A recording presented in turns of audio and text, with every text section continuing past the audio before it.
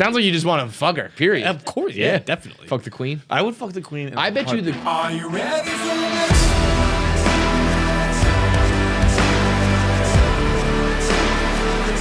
Are you ready for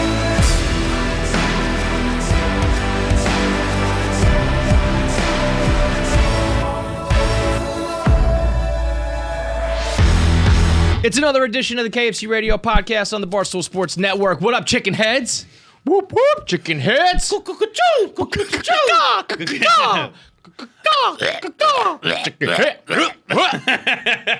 That's our fan base. I had someone send me a link that That's how said... we're going to start every show from now on. And our users are going to plummet. Users, listeners. That fucking app. I got I'm already sweating. I know. This goddamn. So Jackie tells me this morning, this dumb bitch Jackie says, it's clearly a you problem. I was like, it's clearly a temperature problem. It's fucking hot in here. It's cold in here. I mean, it's definitely not cold. I would guarantee you it's at least 70 in here, which is insanity. It's too hot. Yeah, it is. And they're in here all day. Fucking like, they never leave. Yeah, you should go outside. You'll realize how fucking hot it is in here if you go outside. Yeah. Let me explain to all these goddamn listeners the heroes that we are. The strife that we put up with, the struggle. Every show with my pants stuck to my ass. Yeah. And I do that for you. Can you imagine anybody who sits in these seats after us? It is. Imagine if you were doing like hot yoga, but you were podcasting, screaming and yelling about like killing people and having sex and all the weird dumb shit we talk about. I'm sweating every day thinking like I'm about to get fucking fired for what I'm saying, and then on top of it, it's just super fucking hot as well. That's probably what the heat comes from. It's just anxiety. Pure and simple. You know why they're cool? They're happy. They're happy and relaxed, and I'm over here just miserable and ready to like die. It's so hot in here. Yeah, the chicken head. Speaking of being hot in her. No, that's not Usher. Yeah, I knew it, but I wasn't sure. Yeah. Hey, you took a shot. That's Nelly. we are going to talk about Usher today. John tried to segue. He went with a Nelly song. I don't hate it. I went like Usher, hot in her. Usher. That's hot in Usher. Usher made waves. He was exposed. I hate that they're using the word exposed because he clearly knows what he's doing, you know? It's not like he got caught. So when he went to a strip club. I like to think he didn't know. I like to think he just went into he went to a strip club. Before he went to the strip club, grabbed a couple stacks. Well, that actually might happen. So Usher went to the strip club and he was passing counterfeit money. And I'm not talking about money that like it looks like American currency, but it just happens to be fake. It's got Usher on the face of the money. And not only just hundreds, he's got singles, fives, tens, 20s, yeah, Usher, hundreds. Believe in yourself, man. Did he stop putting yourself on $1 no, bills? but the one Did Usher pennies out there? No, the one makes sense because he's at the strip club. It's the 5 that I've got a problem with. Like 20s, 50s. Did he make any 50s? 50s are rare. You get a $50 bill, you feel like, whoa. $2 bills and $50 bills, I think, are cool. I went into my wallet last week and found a 50. I have no idea when I got it. It's probably been in there for a year. 50s are pretty cool. 50s are cool. 2s are cooler. Yeah, well, 2s are like out of like existence. 50s, but they're not rare. though. You can get 2s. You can, but I got a $2 bill. I guess it's some fucking Italian thing. Before these fucking guineas, man. Pat's Super Bowl. I forget what number, but the one in Atlanta, Pat's Rams, and me, my dad, my brother were out with Dante's crew before the game, and Dante just went around handing out $2 bills to everybody because some Italian good luck thing worked. I don't know. It's 1 for 1. Fucking Dante. it's a 1-for-1 gimmick. I don't know. It's as far as I can tell, it works 100% of the time. A $2 bill for good luck. I'm sure he's gone around doing that with every Super Bowl. Works pretty well. Good. Pretty good. Okay, never mind. It's not 1 for 1. It's 7 of 3. Hey, well, he's probably doing it for the Bears Super Bowls and all his Chicago shit too. But speaking of Atlanta, that's the club where Usher was caught, if you will. Because like I said, now maybe he did open the safe, like, all right, we got to go to the strip club. And he grabbed some stacks thinking these are my American dollars. Oh, no, whoops, I grabbed my Ush bucks. But I'm pretty sure he knew that he was throwing. I think he knows what he's doing here. This is going to be some grand reveal. You think so? I know so. Because he does have that tweet. He has a tweet he tweeted out. It's a tweet he tweeted out. Goddamn sentence. It's a tweet he tweeted out. Hot in her. And it was just him with a full fucking suitcase, like a away luggage, but clear, see-through. Yeah. That was just full of. And it just had all the denominations. It had a thumbs up in quotes thumbs up emoji in quotes. I don't know what that means. More, layers to this mystery. Yeah, the quotes are Weird. good. Yeah, money I like. Why do you do that? What's the quotes? Something's up. Quotes are nefarious. Yeah, Quotes. so he's plotting, planning something. And then you go to the club and you do this because you know you're going to go viral because the girls. I would sincerely hope that Usher gave some real money to the manager, the owner, the girls at the end of the night, whatever, and said, like, here you go. But hey, if you want to tweet this out and like be outraged about it or something, because now all of a sudden people are making the joke. Everyone's saying Ush bucks. I was calling them Usher bucks. We're talking about Usher money. And we are living in the era of fake money. We're talking about, Akon made his A coin. All the eras are fake money. That is true. It's all fake, baby. That is true. Gold, they say, is not. Like, gold is the fakest of all. It's just a fucking rock. The gold people love to say when you talk about crypto, when you talk about Bitcoin, they go, yeah, but gold has 3,000 years of history behind it. Who fucking cares? I mean, I do get that though. You know what? I'm gonna come around. I'm gonna be with those people. No, it doesn't matter. I mean, you can throw that out the fucking window People if you always wanted gonna to. want gold necklaces. I guess People are gonna want gold earrings. You can't make a crypto earring. Can't make a crypto necklace. Watch Usher. Usher's gonna find a way. You ever had a crypto watch? Crypto I don't chain? think so. Ooh, we should make a company just called Crypto right now. And you just I feel like make someone everything. must already. If no one's tried that yet, they really missed the boat. But I mean, like, we make things. So like, you can have a crypto watch. It's just a watch. It's called Crypto. What's it made out of though? It's I don't know. made out of crypto. No, not at all. It's just the name. It's just the name made- is just hot in the streets. made out of we gotta make microchips? like quality, like just quartz or whatever. Isn't that Sure, that like- sounds easy enough yeah. for us. Yeah, sure, we can do that. My mom does that to me all the time. She's like, "Why haven't you made XYZ?" I'm like, "Because I'm not like Nikolai Tesla. I'm not a fucking inventor, mom." You know what she really I wants don't me know, to Mom, make? because you fucking didn't do anything for me as Yeah, a 'cause kid. you gave me sent dumb- me to give me a- public school. That's why I haven't done anything. Give me a dumb brain. Yeah. It's your fault. She really wants me to make, and if anybody can help me with this, because I don't think it's the worst of ideas. My kids drink water, just water. They don't do juice. So, I like. Is that like that's what they want? Yeah. I'm like, you want some soda? Like, you want to try You this? want to be a cool kid? Yeah, like iced tea, like everything. I'm like, you want to try this? And they're like, nope. You're gonna They just drink- indoctrinate your, they your drink- children to sugar addiction very young. Well, it's funny because when I first got a dog, when I first got Duncan, I remember being like, I'm not going to feed him bad shit and he's just never going to know about it. And then like he'll be healthy and it'll be easy or whatever. And then like within a week, I was like, you want to try some bacon, bro? You want to have these treats? Like, because I just want my dog to be happy. And like my kids just sit there drinking water. They have milk, like bottles, like milk in the morning, milk at night. And they chug it, bro. It's weird. Every night, my kids are probably getting... Everyone chugs milk. You don't want to touch it. Glass of milk once it hits your lips. When it's warm? Warm milk? Yeah, you microwave the milk. What are you talking about right now? Well, I think it's like, you start out breastfeeding and it's like warm. So then when you switch over to like milk, it's supposed to be, you keep it warm. My kids are probably getting old enough where I should be like weaning them off that. But like, yeah, you put the milk in the microwave. Nah, it didn't happen to me. Didn't? No. John was drinking cold milk his whole life? I think yeah. I think, yeah. I think if my mom ever put my goddamn milk in the microwave, we got a conversation to have. Text her right now. Say, did you ever warm my milk up with the microwave? I'm guaranteeing it's going to be a yes. You know what's a crazy thing, John? What? When you're still doing breast milk, you can do the pumping thing, right? Where you save it for later, so that you don't always have to breastfeed. You can put it into a bottle, right? Yes. Sorry. So you got to, but you got to store that. So what you do is you pump a bunch of milk, and then you freeze it. You put a date on it, so you know when it expires, whatever. You freeze it, and then it's time. When you. Well, you freeze it, it doesn't expire. That's what I say, but I guess. Oh yeah, ice cream expires now. Yeah. Idiot. What are you, a fucking idiot? Stupid. What's next? Ice expires? I mean, look, Ted Williams begs to differ that fucking things in the freezer expire. Him and Walt. They have not expired. Put some then- fucking then titty you- juice in the freezer. when That you stuff- that gotta- stuff stays. When you got to warm it up, you're not allowed to put it in the microwave. Oh, you got thought. You got to put it in the bowl of in hot the- water. Yeah, because it like kills the enzymes or something.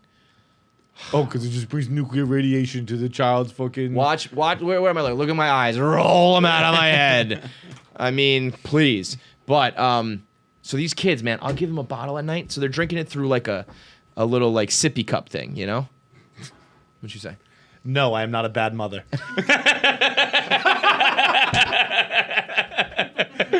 Wait, okay. But so what she's gonna say is that she heated it up. Ask her if you heated it up, because she's probably saying what you're saying, like it's not nuclear fucking, you You're putting radiation. That is funny though. But that's what she means, I think. If she comes back and she says like, no, I give it to you cold because I'm a good mom, then I'm shit out of luck. Then I am shit out of luck. Hold that up to the fucking hold that up to the camera. If you're watching on our YouTube, go subscribe, you motherfuckers. This is what you get. You get to look at pictures of John's text with Polly. It's exclusive shit that you get that's better than when you're just listening. So anyway, I give these kids morning and night. So morning, first thing they wake up, they're like fucking, rubbing the shit out of their eyes. Or at nighttime, they're like ready to crash. I heat this milk up. I give it to them.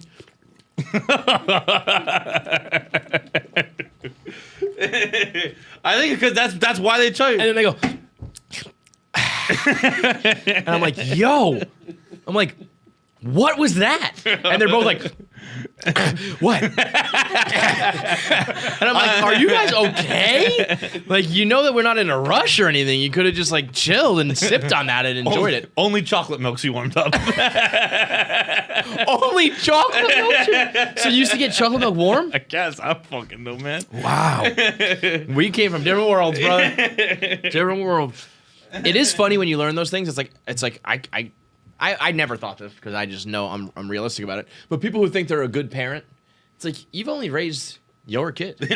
And you did a fucking mediocre job. Who raises a kid? There are like literally 10 people on the planet who are good parents. Who should be able to go like, yes. Of course I'm a good parent. Look at my children. If you raise like Elon Musk, LeBron James, maybe like Obama. I think if it wasn't for me, my parents could say they were good parents. I think I'm the exception to the rule. I think they botched me. I was the experiment. I was the first one. You know what's crazy? Like, we'll try cold milk. And then what's crazy is I think I probably would have been the favorite child until like 4 years ago. Why? What happened? But even divorce. Daily Mail do an article on you.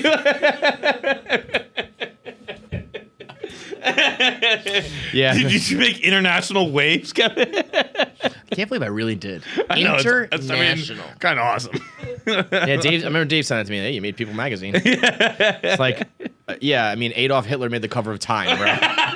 Like, no such thing as bad publicity. Yeah, there is. Yeah, there is, bro.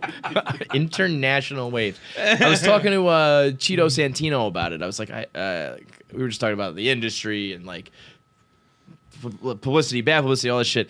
And he was kind of just like, what the fuck? What do you mean? Like, people still care. I was like, I don't know. I don't know why, but they all still care so much. But yeah, up until then, I probably would have been favorite. Now I'm not. Boy, we are all over the place. Yeah. We went like from international like scandal incident because of milk, because of my kids chugging it, because I was about to tell a story about how my mom wanted me to invent things, because Usher. We were talking about Usher inventing his own money. That, my friends, is how you podcast. You're welcome for the free clinic, okay? See if anybody else can do that in the first 10 minutes of their goddamn show. I don't know if that's a good thing or a bad thing, but it's something special. I'll tell you what. Yeah. You're not going to get it on any other no one else program. is doing this fucking stupid shit. Yeah, right. Everyone else is like, welcome to the show. Like, top 5 stories about sports. Yeah. Not here. Yeah. Not here. Here's our rundown we made for the show today. Throw it out the window. Don't have it. You actually said something interesting there. It came up this weekend where you were like, you talked to Cheeto, you're talking about the industry and things like that. And I've come to the realization, because like we've talked about it before, how you text a good amount with people and you talk to people a lot. Yeah. And this wasn't even about texting when it came up this weekend, but I am just incredibly uninterested in people. You are. Like it was, we were on a train and someone was like, "Can you hear this conversation?" And I didn't have headphones on or anything. I was just staring. And apparently there was a loud conversation happening about fucking each other. Oh, wow. And they were rubbing each other's dick.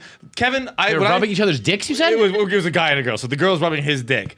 And Kevin, when I tell you I was sitting as close as you and I are right now, that's exactly how close I was See, sitting. that's a conversation I think I'd be interested in. I just didn't even give them the opportunity to interest you. me. Yeah, I was just yeah. just sitting there, just staring. You know, that's funny you And say we that. were an aisle away. The guy was getting a hand job an aisle away, and it was completely unbeknownst to me. I was thinking just the opposite, because I am like I do like meet. I like to meet people. It's funny. I don't know more friends I want more like professional acquaintances, you know? Like I want to talk to people who not But, like you're interested in their lives and things like that. well, I don't want to which is like a good. You, by the way, you're on the right side. yeah, of this. You have the I good guess trait. So. Well, here's what I think. When I see people like want to travel the world, let's say, for them to experience something. I want that one. Right. I don't want to talk to me while I'm doing it. I think life is all about the relationships you have and the people you meet, and like without, let's say there was nobody else on the planet Earth, you wouldn't have like a life. You know what I mean? So like I think it's all about people. So that's why I'm like cool with like I can just sit on Twitter, and I don't think that I'm like wasting. I mean, you can just scroll and waste a day, but I think if you're like following interesting people and like reading articles and reacting to people and talking to them, I don't think of that as like I wasted my day, where someone who wants to like go hiking would be like, you sit on Twitter all day. And it's like, yeah, I just like, I learned some really interesting shit. I saw like some interesting opinions. I talked to this person. I think that is I'm kind of with you on that. Yeah. So that's why I think I can live this whole NFT thing in the world going digital, where people are like, what are you going to like live on your computer? I'm like, kind of, yeah. Cause I think that's, you know, I don't need to be the same reason. I guess I don't really travel. I just like, I'm cool with like, and I can go into any room, anywhere. It's like I was never the type of person to go to a party and be like, man, this place is beat. Like, let's get out of here. Like, find something better. It's like, I don't know. I can find interest in anywhere fun in at life, any you know? party, yeah. Because I think it's all about like the interactions I you can have. find it interesting because I can find it interesting while not talking to anyone. Yeah, so like, you want to like observe, but you don't want to. No, because you wouldn't even watch this person get jerked off. I did not want to. I was completely unaware it was happening. Yeah. There's a line in Somebody said to me the other day that you are a golden. golden retriever, and I really believe that's. Oh, that's I've said forever that I'm a Yeah. puppy. I'm Yeah. a golden, like where You're a I golden just doodle. get excited for Yeah. 2 hours and then I just sit there for Right. the rest of the day. I'll just chill. I'm good. Right. Like I'll run around, Right. I'll have fun Just kind for a of bit, oblivious, and then I'm just like, like, whatever. yeah, like Yeah. you can lead me anywhere. Yeah. It's easy to Sleep on the floor. Yeah, I am Eat whatever. the easiest person to. I don't know about deal with because there are some tough times, but like That might not be right. but- manipulate. Oh, I mean, you're not gullible, but you're kind of you're easily persuadable. Yeah, right. You know, where it's like, come on, boy, we're gonna go here. You're like, okay, fine. Yeah. You want to do this podcast? Okay, yeah. Much like a puppy, because I don't want to disappoint you. I don't do anything for Yeah, you. right. I just do know, it because I don't want to disappoint But that's, people. you know what I don't fucking get, and I hear this with therapy and all this shit all the time, where people are like, you know, like you gotta like live like your life, and like when you're happy, then it's like no. Or maybe for other people, but like if I were to do what makes me happy, I would let down a lot of people. If I You were know to what I do mean? what makes Like, me happy, I wouldn't do anything. that's what I'm saying. So like, and I have kids and shit like that. But And even if I didn't have kids, and like, it's- I would let down my family. I would let down my friends. I would have. It's like, you know, just do what makes you happy. And then once it's like people are like, put your mask on first, sort of thing. I'm like, no, I gotta like take care of that, because otherwise, trust me, ain't nothing's gonna happen. I'm gonna fucking sit here on Twitter all day. And it's not even because I think doing nothing makes me happy. It's because I just don't know what makes me happy. I don't have an answer. If you were like, go do what makes you happy, I'd be like, I don't know what to do. You know what I don't know? I've tried a lot of things. I don't have an answer for you. Yeah, that's interesting to not know. It's like, like, can you find what makes you happy? It's like, can you tell me what even makes you happy? I guess when Draw a map to it, and I'll fucking go do it. right. But I don't. I need I don't step have the by map. step. I think that's what's fun. I think maybe most people don't break it down as simple as we just did. But I think that's what the problem with life is, that there is no fucking like list of how to do it. It's like you think love will make you happy, and you fall in love with someone. You're like, well, I don't know, that's nice, but it doesn't really do it. Like I got my dream job here at Barstool. That ran its course pretty quick. You know, just the job. Like you do all these things that I think you just got to keep. You're like a shark. You just got to keep it moving.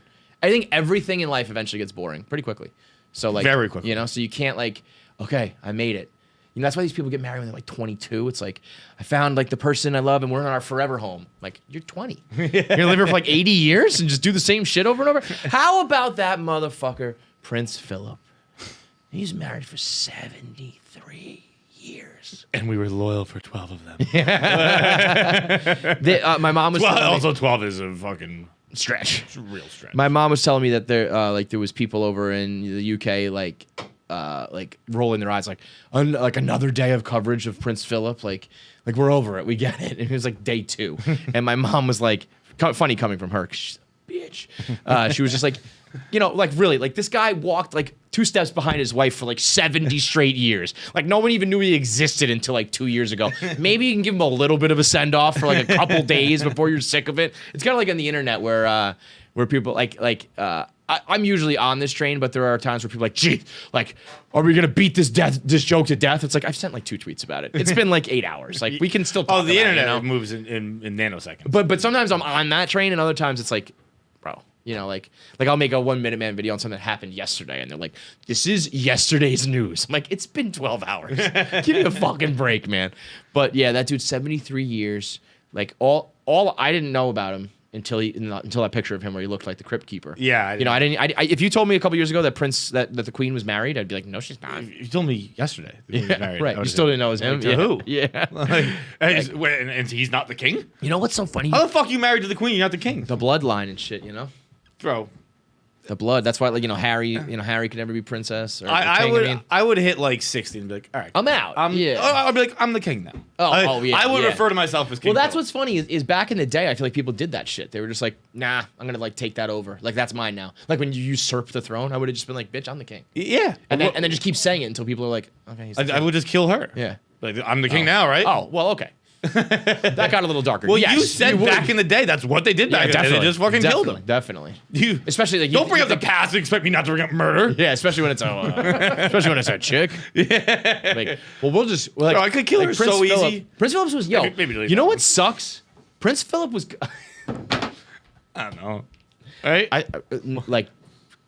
Modern, like now, right now. I'd kill her tomorrow. You're saying you Like could, like it would be a sanctioned. you're saying you have like the mental fortitude to do so, to kill the queen. No, I'm just saying I have the physical ability. Oh, I would hope. Yeah. Yeah, you can kill That's like what I'm a saying. 90-year-old woman. Yeah. Okay. Pretty easy. Why are you questioning yourself? I'm just questioning whether it's okay to say on a podcast John. I'm going to murder the queen. Okay. I was gonna say, bro. We're in America. We're in America. Let me tell you. Let's make this like very clear. No, I'm gonna take out the gunna. Could. But I won't. I just want to be very clear. We're on the You're same welcome. podcast where John talked about his ability to kill Vladimir Putin. Okay, so he could massacre Queen Elizabeth. You could turn her head into a fucking a watermelon smashed on the To pavement. a fucking English breakfast. Yeah, buddy.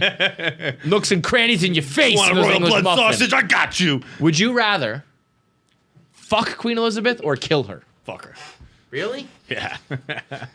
For sure.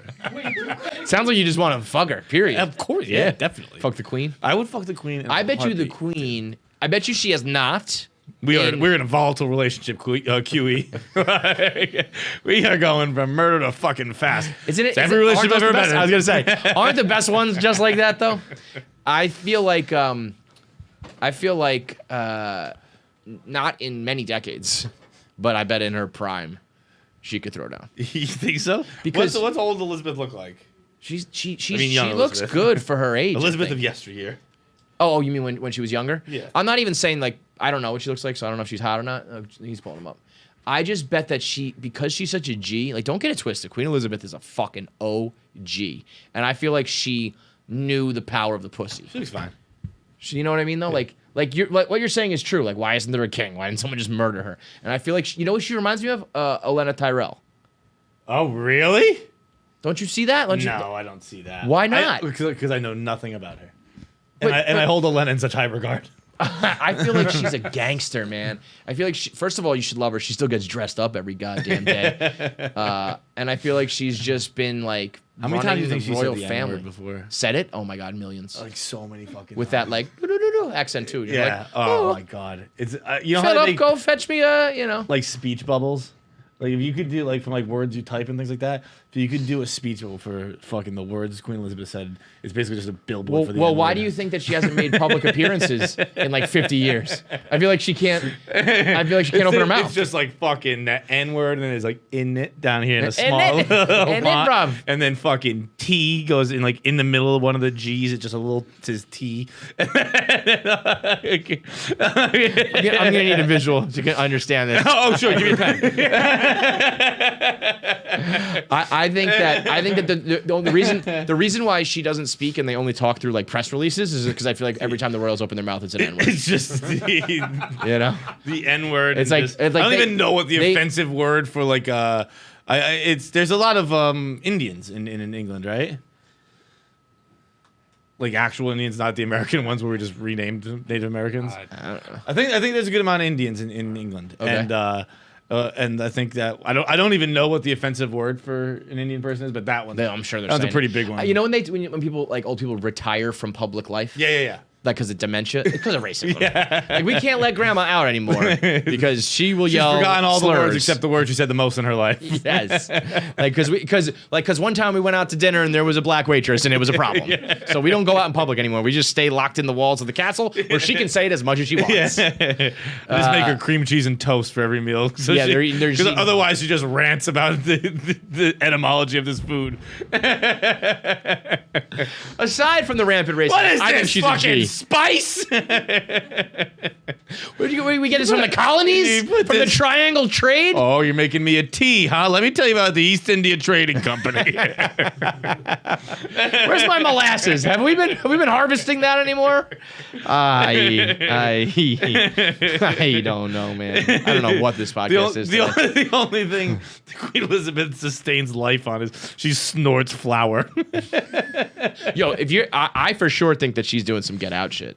if there is any truth to like adrenalin, whatever that's called, it's the royal You're family doing that. mispronouncing adrenaline. No, you know what I'm talking about? Yeah. I know the idea of what you're talking. I didn't know it was called. The royals are the ones doing that. Like that dude, Prince Phillip, was 160 years old. He was just running out of the magical fucking blood they put in him. That poor bastard. Like his legacy will be that one picture.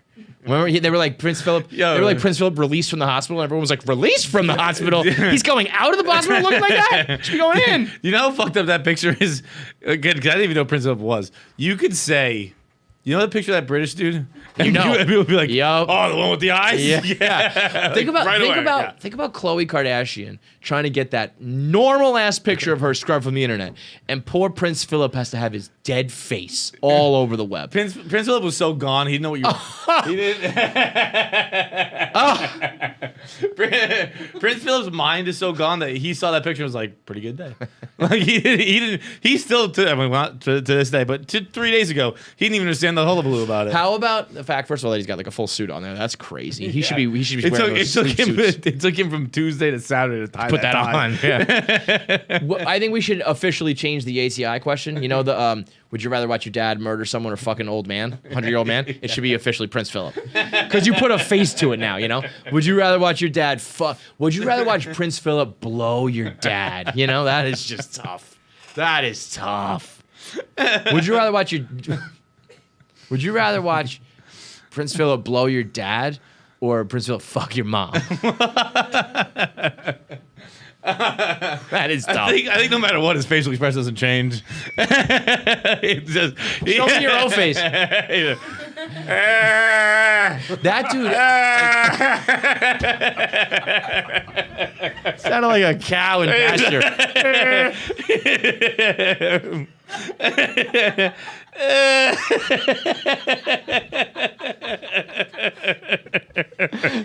that he's making that sound, but what he's saying is like, "Please take me, please, death, come get me." But all that comes out is like at night you hear like a ghost in the hallways. Like that's just Prince Philip. He wants to die. He's just waiting for death. No big deal. He just can't crawl over the banister to jump.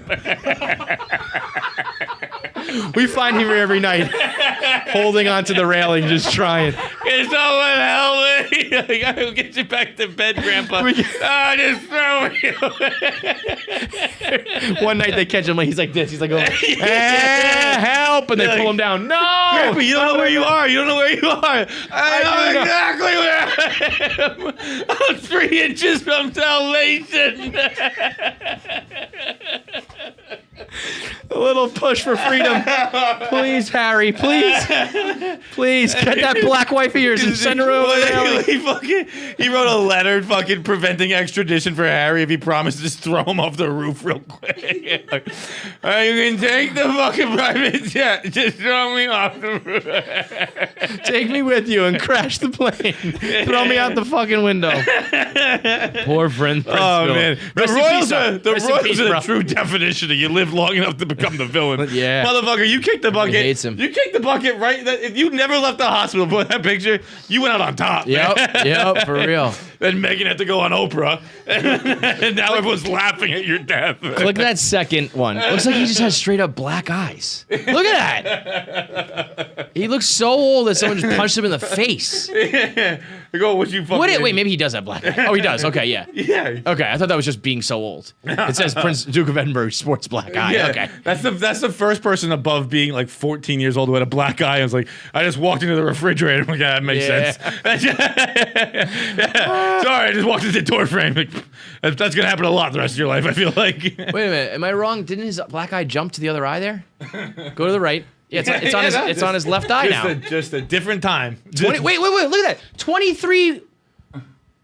Does that mean 23 royals have suffered black eyes? Is that what that's saying? When royals have suffered injuries from black eyes to broken bones is a whole site of just times where royals had black eyes? What? It's a Pinterest column. A Pinterest page of just royals with broken black eyes? What is happening? Hey, you want to see rich people in pain? This is a rotten.com tab. I'll tell you what, I would like to slug one of them in the face though. Like I'm sure you pay for that kind of action. I'm sure they pay to punch people in the face. How many homeless people do you think the royals have killed? I feel like they like hunt them, you know? Yeah, I would think so. You know when they all go out like quail hunting? I think there's always a human in the mix. Yeah, the Royals were the inspiration for the most dangerous game. Yes, for sure. They actually don't even hunt homeless people. They hunt fucking athletes. Yeah, they get the cream of the crop. Yeah, the only reason Beckham got a Man U contract was because he fucking avoided fucking being murdered by Phillip. Like, this young chap can run quite well. Speaking of that accent, and then we got a interview with Yungblud on the show today, who is, I mean, one of my favorite people of all time. Youngblood's a man. He was really fan of fucking cool. Yeah. Bob Fox had told me that. He's interviewed him before. He was like, he's the man. He undersold it. I mean, he's fucking awesome. I mean, he's a wild one. Like he explains in the interview, like, here's how, like, I would, like, if I were to take you guys out on a night out in town, here's how it would go. And I was like, oh my God, I couldn't even do like the first half of the first leg of this. I was like, I did that at my fucking parents on Saturday, bro. You think you could outdrink Yungblud? Yeah. Out party Yungblud? I do. He's a literal rock star. Yeah, You think so? Yeah, I have a podcast, Kevin. So. The podcast is brought to you by New Amsterdam Vodka. It's premium 80 proof vodka made from some of the finest quality ingredients and grains from America's heartland. New Amsterdam. It's American made. It's quality. It's fun. It's become the official Barstool liquor. So it's the official like vodka of partying and like I feel like, man, they burst on the fucking scene. You know what I mean?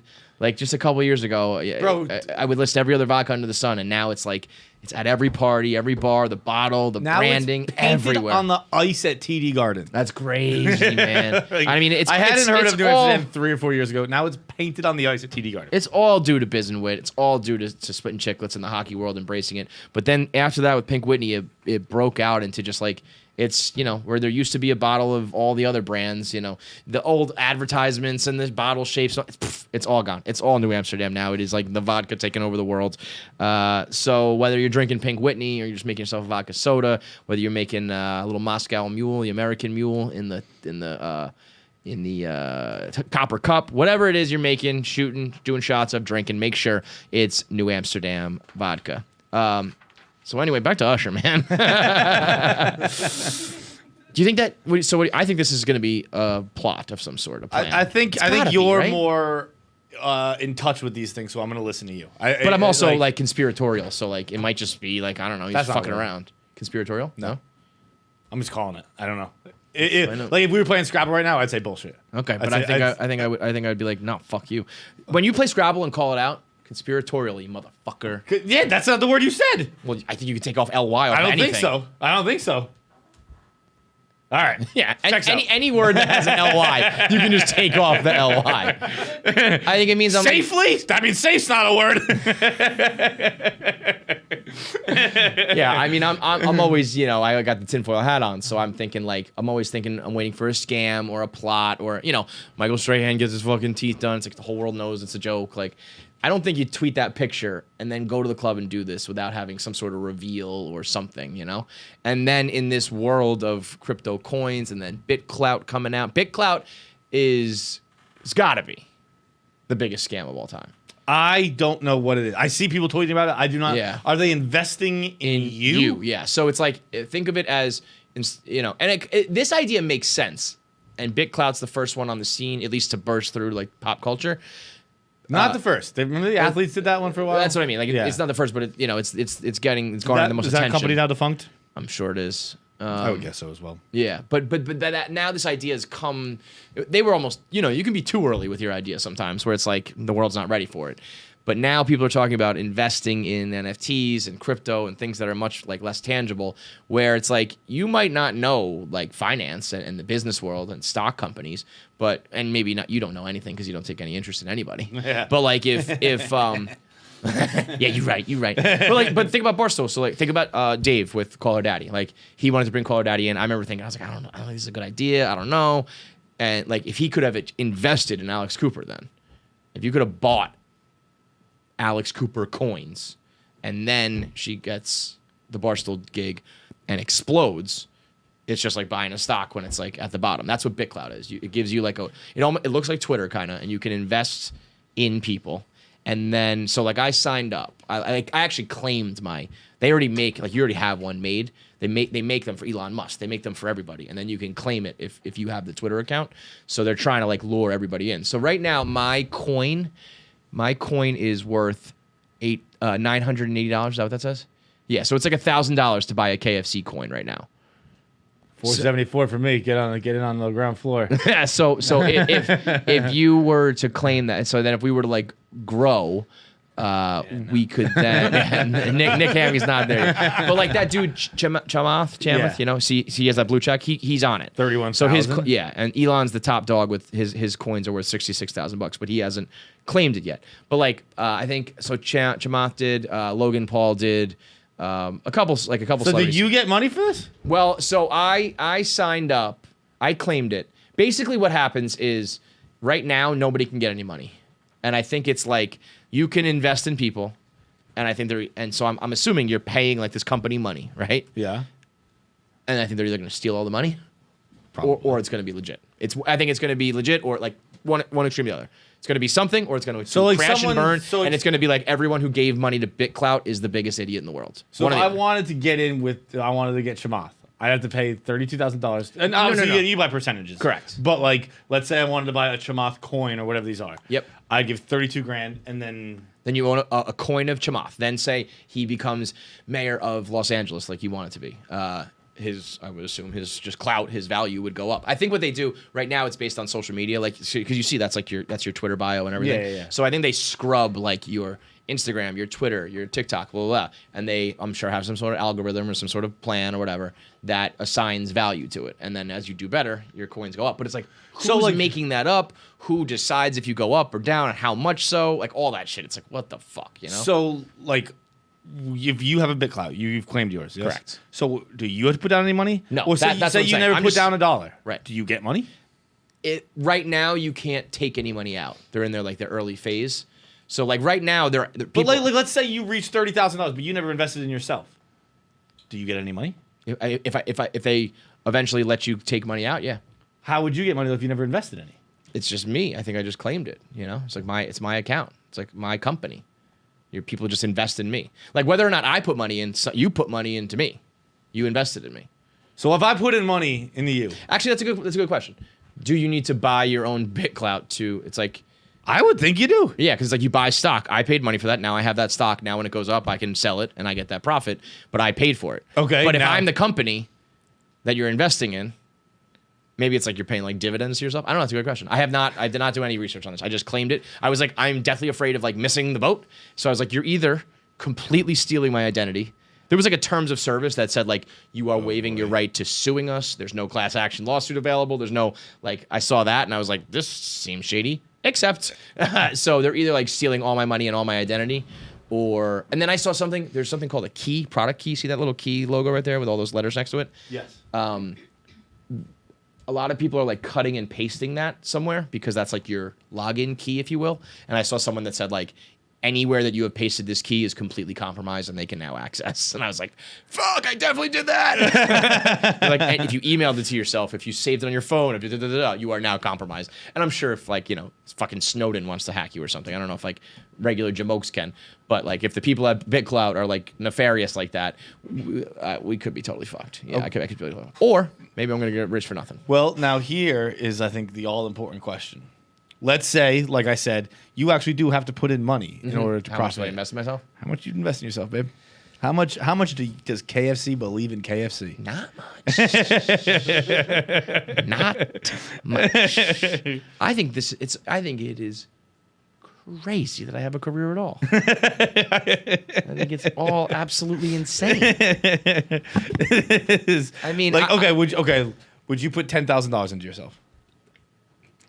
I don't have that. No. I believe in myself $10,000 enough. I just got too many bills right now.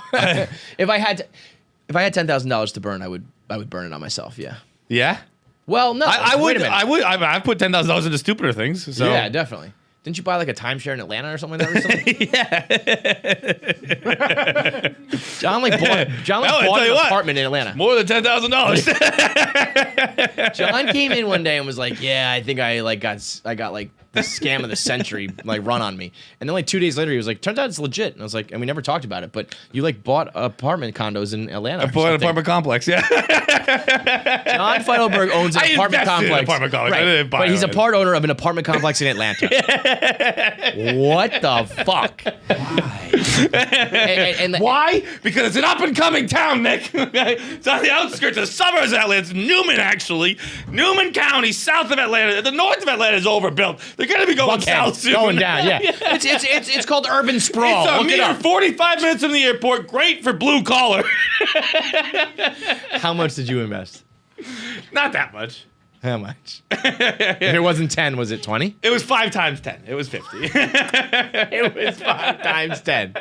So you invested 50 grand in an apartment complex in Atlanta. Have you seen any money out of that yet?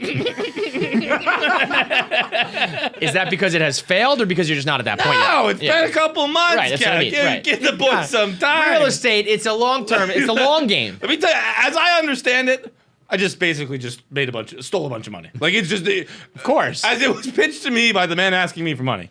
Very easy deal. So Like- and these guys are running it as if they're like a landlord now, and they get rent, and they that's the idea behind it. I'm gonna get monthly checks. So, but you have not got yet. I have not Is yet. is there a time that they tell you that will start, or they just Didn't even ask, Kevin. no. Didn't even. trusted someone you trust though, right? Literally, huh? Someone you trust. Never met him.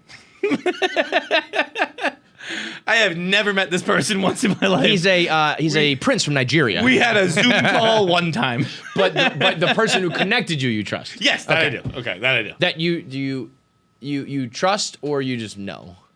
Like, do you really trust when you think about it? Do you know enough to be like, yeah, this guy knows what's up? Yeah, exactly. Like if you hooked me up with somebody, I'd be like, I trust John. I mean, I know John. I don't trust him. He has good business sense. Yeah, you know. Well, clearly I don't. Right. So I feel like you've invested in sillier things. Because you know what's really funny? When the whole world... You ever heard of a rosé company, Kevin? You ever heard of a daily rosé company? Something that one could drink each and every day of the week? It is funny that when the whole world... I think I just don't like having money. You know, we're not known. The Irish are not known for our financial prowess. You know, Dude, how many like Irish billionaires are there? You know, we're not known for that. And I really think it's because we're inherently stupid people. like I was thinking about this the other day because I'm trying to buy a house for the kids and I have my own bills. I'm literally running out of money again, and I'm like, and then I started talking to somebody who was like, you know, if you have this equity, you can probably go get like a loan or like draw down upon it because like, you know, you basically have this collateral and like you can just have money now. And I'm just like, why don't I know that? And why don't I do these things? It goes back to what I said like a few months ago where I'm like, we're always, how many Irish billionaires are there? 16. That's actually more than more than I expected. Way more than I expected. I would have expected like one, you know? Ryanair, I would have guessed like that. And that's it. You know, I just always say like, we're just always on like the sidelines of life. Like we don't invest in, we don't get on the trends, we don't get on these things. Not me. I just give money away. if you ask me to do a Zoom call and ask me for money, I'll give it to you. Yeah. I'll give it to you. Yeah, I should have been Robin John this whole time, right? Dude, I should have been skimming money off the top, like Dane weekend. cooking you the whole time. I was doing my taxes weekend while I was home because to do a chore, I need someone like looking over my shoulder, and I wasn't doing my taxes. I was just getting them ready to give it to my accountant. And my mom was like, "Well, like with the pandemic and like everything, like you can write off like all the working from home." And I was like, That's what I mean. I was like, Mom, We if don't I do these if I things. do that, I'm not gonna do the bare bones of it because Right. that's gonna be too much. So I was just like, I'm just not doing But it's the same thing with why don't we do our expenses to get free money? Why don't we figure out these little tricks? And that's why we'll never be really successful businessmen. You know? Yeah. Like you know what happened to me the other day? I was watching a YouTube video and an ad popped up. And you know how you just 5 seconds in, you can click skip ad? I watched the whole thing. It was 6 minutes. I watched a 6-minute ad on YouTube because it had a good hook. It was like this sector of business is they had this chart that was like this thing has been growing steadily for 10 years. Bro, what the fuck were you watching where they had 6-minute ads? Yeah, it was crazy. Well, you know what? There's two things that have been popping up a lot on my YouTube. There's one where this guy is like, did you know that at any given moment there's between 5 and 20 pounds of poop inside a human body? And I was like, what? It's some company about like one of those. I have more. Bro, I thought about this. If I have 20 pounds of shit inside me, literally take a gun and kill me. I do not want to live if I have 20 pounds of shit inside me. I don't want 5 pounds is a lot too. Think about like feel this. Like if you took a shit that was this heavy, you'd be like, that's disgusting. That's not even close to 5 pounds. Not even close. If I gave you a 5-pound dumbbell and said this is 12 covered in ounces. shit, yeah. Like give me 20 ounces. An ounce isn't a unit of weight measuring, is it? no, but a ounce, 16 ounces is a pound. shot. So this is like a pound and a little bit. Imagine 5 times this being like in my body, and then imagine 4 times that. Is that If I have 20 pounds of shit in me, then I need whatever that product was selling. What's funny is I didn't look at that one. I just clicked. I was like, whatever. I don't know. Not me. Is that what a colonic is? Yeah. Just scoops your shit out? So, yeah, probably. I think it's like a colonic is like a fucking. I think it's like a diesel enema. Yeah, they just put a hose up your ass, turn it on. Can we really glossed over the fact that Nikki Glaser came on our show and talked about how she gave herself an enema. That's crazy. Why? That's just crazy that she just like admitted it and talked about it. We were just like laughing about it. Like next topic. Like, not many people in the world can do that without being with everyone's just like, yeah, keep it moving, whatever. I think a colonic is they just put like a power washer up your ass. Yeah, until it comes out your mouth. Ugh. That would be tough. Nikki's on that Google tip today. I get so many weird fucking ads now. I'm sure. Well, yeah. And guess what? You're gonna get the 5 to 20 pound shit guy now because the colonic. And then this other one that was like this is the #1 business spot like you're missing, right? Streams gallons of water. Up your ass. Yeah. Jesus Christ. Hydrotherapy. Like what makes one say I'm There's gonna be nothing to support a colonic's effectiveness as a way of promoting better health.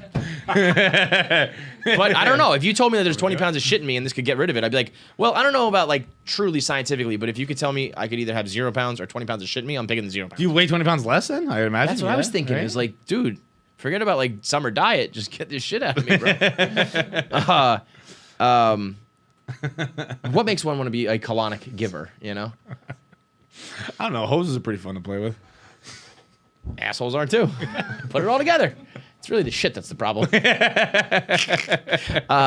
Anyway, this ad said there's this business that's like been ignored and you could make money on it now. And they said like it's had 10 years of steady growth. And then in the past 6 months, the same amount of growth in that past 10 years. And they're like, we call that the like tipping point, inflection point, using all these like terms of business, not those, but like something else. And I was like, okay, like what is it? And it was like malls are closing and people have online businesses now. And like this product will help you like drive. It was like online advertising was the answer. I was like, I watched 6 goddamn minutes for this. I was like, I already do this. Yeah. I already do this and I don't make that much money. Fuck off. I was like, yeah, people sell things online and we'll like help you. It was like, you know, Facebook ads basically. But What up, BarstoolSports.com? Get some sweatshirts. we're both wearing them right now. You got the plush Moon Man. We got the subtitles hoodies out now.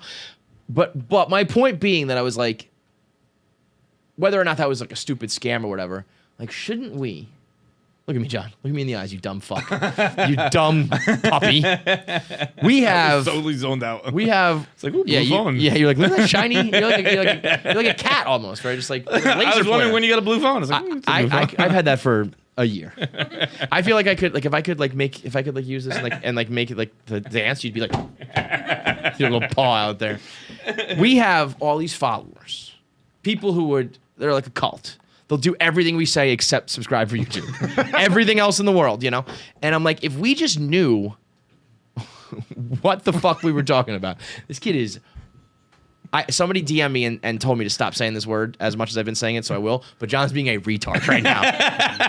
He's resting his chin on the microphone, and he's answering my question. Because my question was gonna be like, why don't we do some research and figure out like why don't we take this audience and put them here and find out the spot in the market that's lacking and find the arbitrage of this and that and turn this whole thing that we've been working on for 10 years into money. And it's because I've got my friend seeing how far he can push his microphone with his chin. That's what he's doing. My business partner here is like, maybe I can push it to the end of the table. Maybe I can do it. I'm going to get it over the edge. It's going to fall. I did it. It's because the answer is because we're dumb. He's going Woody Woodpecker again. Oh man, it's funny. You answered it right though. Yeah, we're right. You know what? You know who we need to be more like? We need to be more like Logan Paul. We need to be more like Logan Paul. I know you don't want to hear it. We gotta be more What? like I Logan. don't want to hear it. I like. I know. Logan. The audience. Logan's a good pal. The people. I saw Logan Paul at. Let's talk about Logan Paul. It's brought to you by Bloomscape. Why don't we be like the people at Bloomscape? Bloomscape are some of the smartest motherfuckers in the world because they know that people need plants. People need plants because you know why? Because I've got 4 bloom skates in my house now. and you feel better about yourself, don't you? Sure. People to an feel- extent. One iota. Yeah, no, Okay, it's- that's not your fault. It's he's clinically it's depressed. got but- shape on a Titanic, but it's right. there. I feel like when you live inside, especially here in the city, you're in the look at Jackie for instance. Jackie came from beautiful Southern California, right? Green as far as the eye can see, right? You come to New York and there's nothing but just homeless people and concrete bullshit. People filled with 20 pounds of shit. And you want to have some greenery. You want to have some life. You want to have some more oxygen, right? It sucks up the CO2. All the good shit about the outdoors you want to bring into your life indoors. And also, just like when most people listening to this probably don't have the best decoration. You don't probably have a great feng shui. You walk into someone's house. You put one of those they big got plants in the corner, boom, done. Something alive. Done. If you have something alive in your house, it's classy. Yep. And it just It's takes up, it's like really what do we do with fucking- that whole section of the room? Bam, big plant with nice big leaves. Let me tell you what I do. Done. You get a fucking plant, pop a couple books next to it, Yeah, just done. strewn about the place. Done. Really, like, those are just books I read Natural, sometimes. Just a little like, look, it's just there.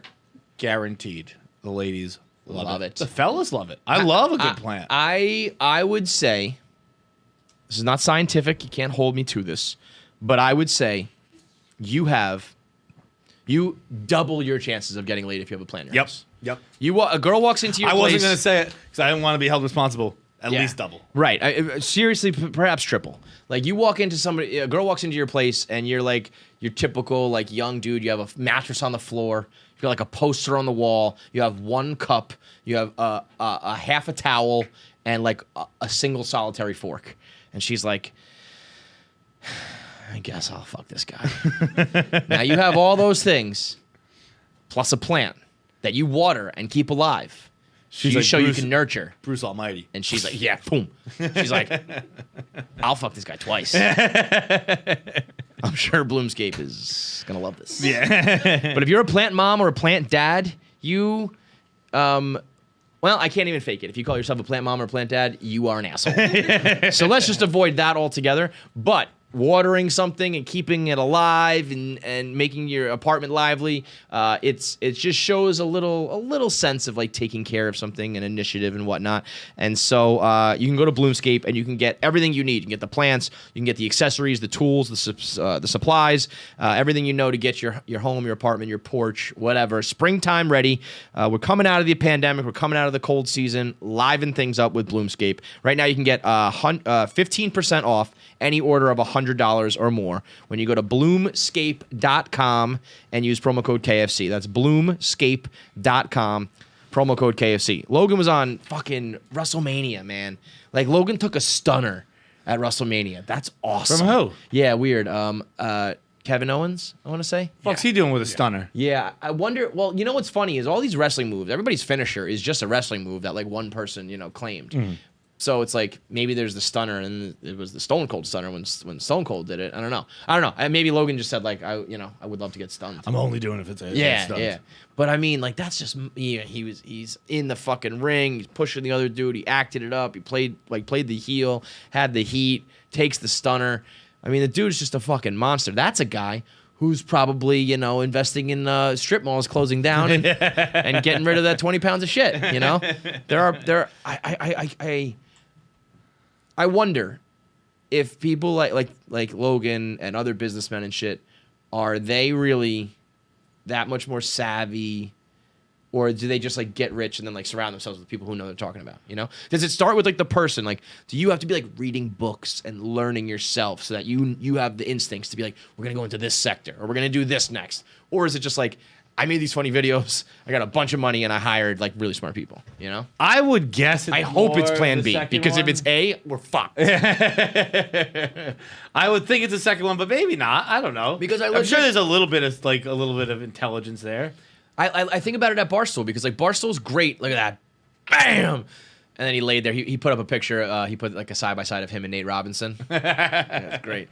I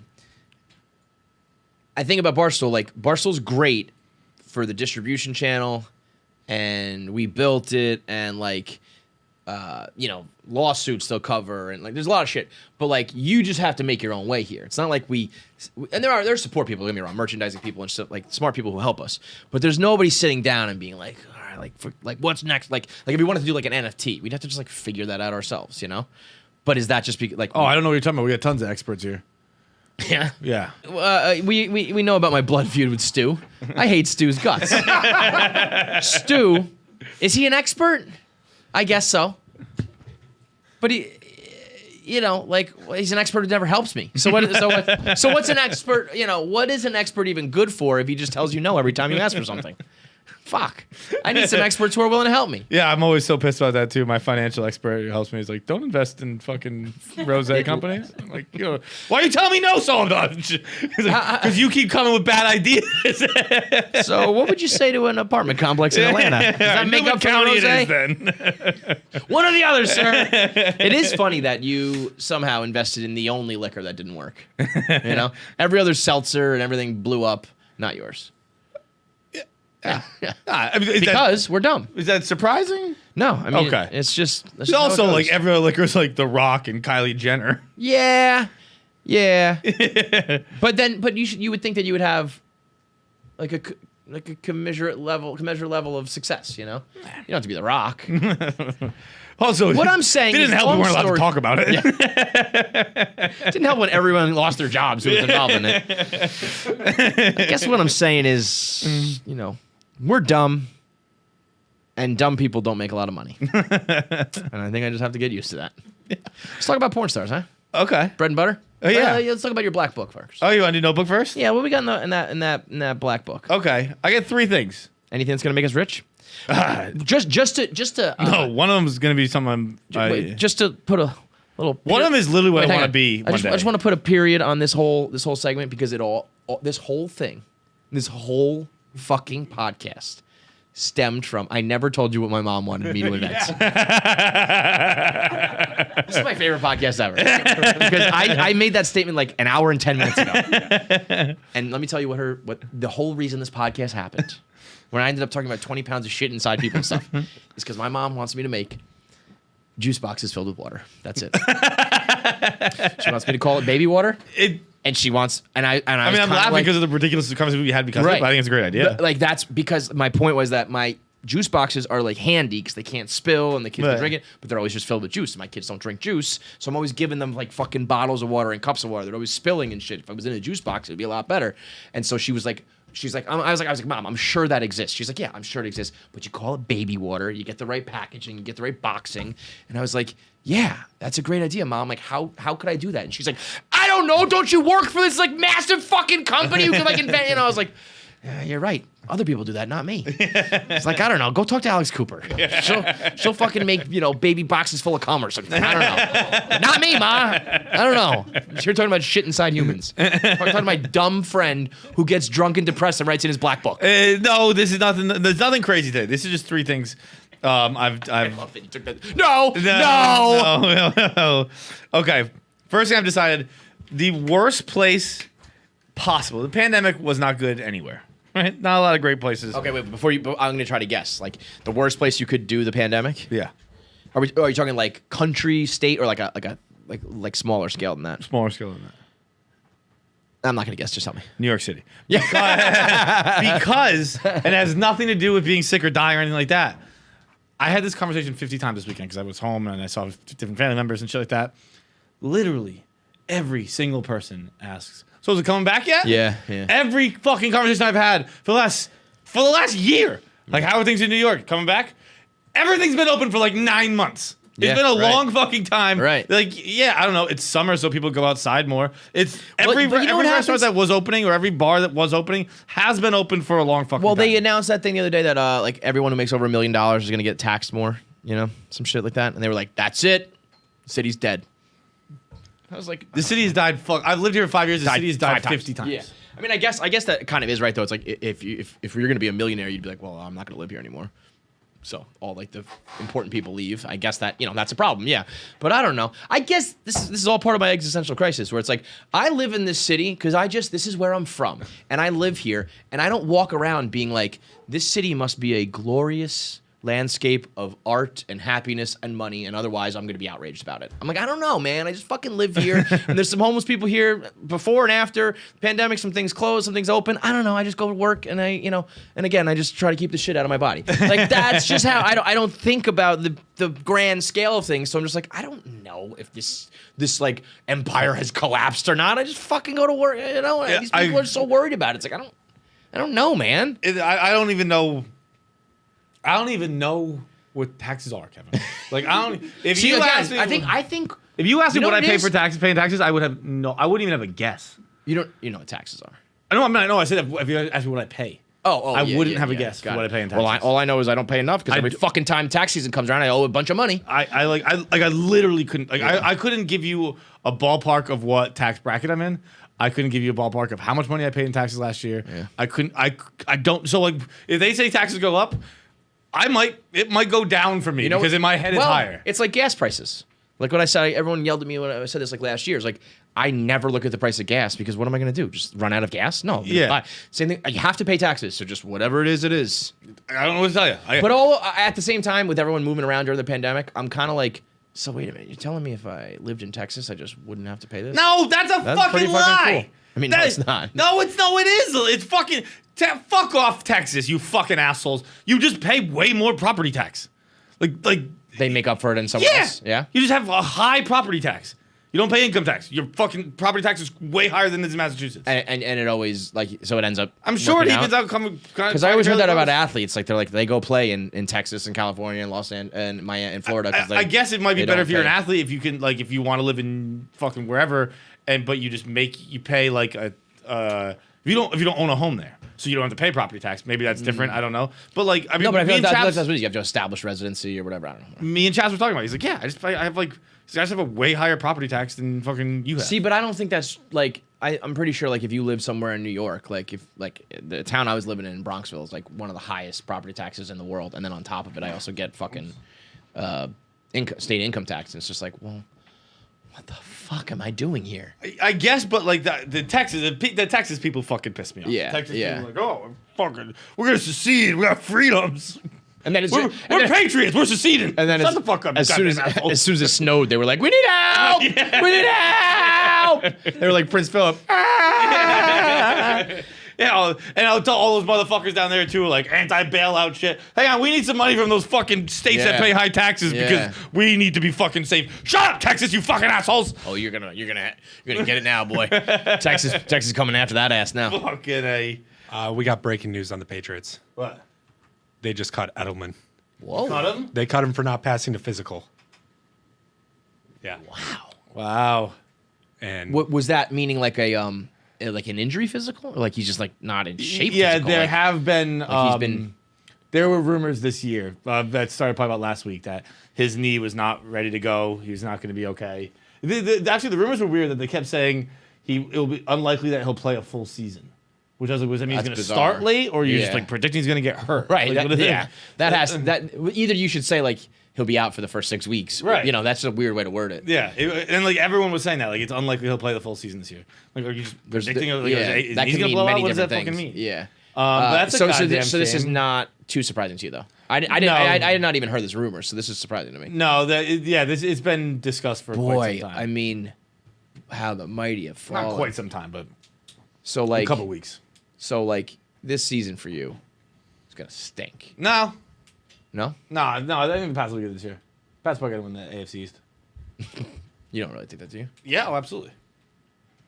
I mean, the Bills are obviously the front runners, but I don't. I think the Pats will be in contention this year. Why do you think that? You think Cam Newton's gonna be good? I don't know if Cam Newton's going to be a starting quarterback. I think that they're not done at QB. Stay them? No, they're going to draft a quarterback. Oh, okay. But I mean, either way, I feel like you have like a rookie slide in and just great offensive line, great running back. I think the awesome defense. I think the Pats are going to have a good season. I think they're going to 10 wins. I think they're going to do something. 10 wins is a lot, yeah, but it's probably going to need to take the AFC. Yeah. Sure, we'll give it 10 wins.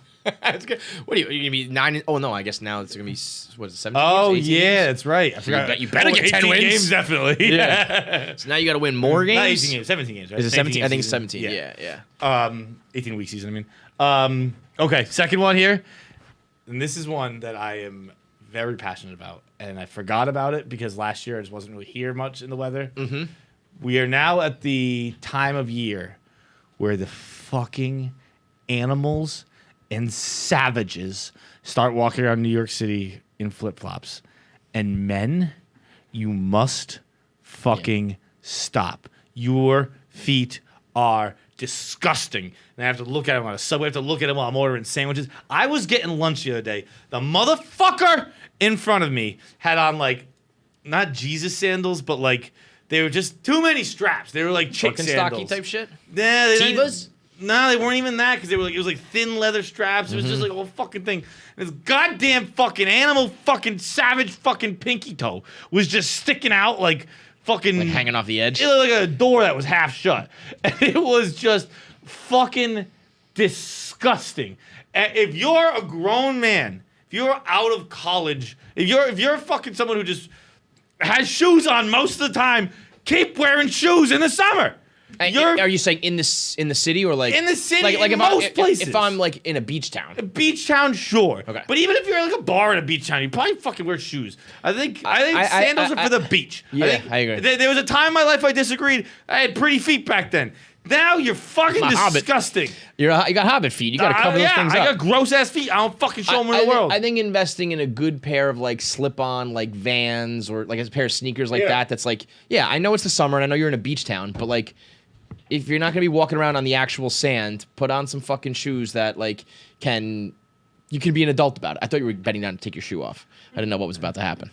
No. I'm not gonna show me an example of your feet. I was like, put your fucking dogs away, dude. No, I'm with you on that. But especially if you're in like New York and like you don't realize the amount of shit that you're like kind of kicking, especially flip flops. Everything's flippy flopping, and you're kicking up, like needles and piss and dirt. Oh my god, this homeless guy walked by me the other day. And he was like holding his bladder kind of, and he was walking at me. So I was like, oh my God, something's about to happen. And he was like, oh, fucking shit, man. And I was just like, whoop. And I move over and he goes, I'm going in between that car.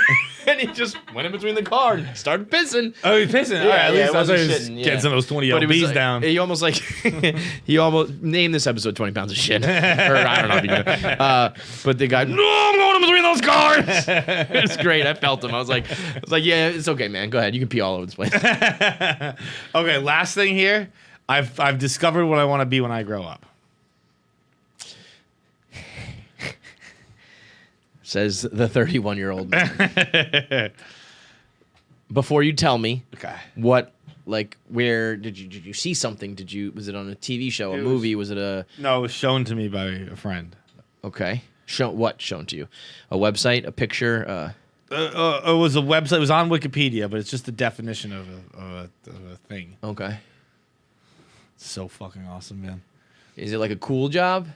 Yeah, it's literally the coolest job I've ever heard of. Like me and my dream, to run that like bowling alley in the Caribbean sort of thing. Is it like something like that, or is it like a? It's even better. Okay. It's an umarel. Umarel. I think that's how it's pronounced. I don't understand how pronunciation works. Like here's how it's pronounced with like spelling. I'm like I don't know what the fuck that means. What? I mean, you're basically telling me you don't know how to read. Okay. Granted, like some of the if you give me like a U with like a swirly that's thing what on I'm top, talking okay, about. that Yeah, is tough. yeah. But for the like most this part, has instead of an E here, it's like a 3. Can't read it. Just read that. Yeah, I agree with you. Okay, that's tough. But I also could just look at that. That's like Umarel. I think so. You don't need to be a goddamn genius. Well, it's Italian. So maybe it's real. Umarel. Umarel. So okay. Umarel is a term in the Italo-Romance variety of Bologna, referring specifically, and this is where it gets awesome, folks. This is where, goddamn, this is the dream right here. Referring specifically... This is going to be catastrophically stupid. to men of retirement age who pass the time watching construction sites, especially roadworks, with hands clasped behind their back and offering unwanted advice. I mean, if that's not the sickest job, just stand. Look at the pictures, the two of them. Hang on. Two guys just standing outside a fence, just being like, oh, you're using a 2x4 there, huh? It's literally the only construction term I know. I'd have gone with a hammer, not comparable. But Yep. No, I mean, I know exactly what you're talking about because there's also Asians who do this. I'm trying to figure out. Oh, what they do. Oh fuck! Hang on. It's similar. It's different, but it's similar. You stand like this and you just yell at construction workers, giving them unwanted advice. I mean, I could crush this job. Hopefully, I can retire young and become a numeral. This is. I can't find the exact term for it. This is different than they're calling the Beijing bikini, but there's old men. This might be it. Bang yay, old Asian men. Bang yay is exposing grandfathers is the translation, and they in the summertime. Sounds like a Pornhub category. I know, right? In the summertime, they just pull their shirts up and they just walk around like this. Just because they're hot. I'm gonna be a bang yay umarel. Yeah, so let's combine the two. We'll stand outside of and they kind of these old Asian guys they kind of like push it out so they have like this big pregnant belly because they're just hot. So they're just like and how about this? Maybe they have something with their nipples. Like just don't wear a shirt. They put a shirt on, pull it up, and they do the hands clasped behind their back, and they just walk around China. So we're gonna do this, and we're gonna be like, you're digging the hole too deep. You're gonna hit a water main, you assholes. Don't you know? You're pouring the concrete too slow. It's gonna get hard.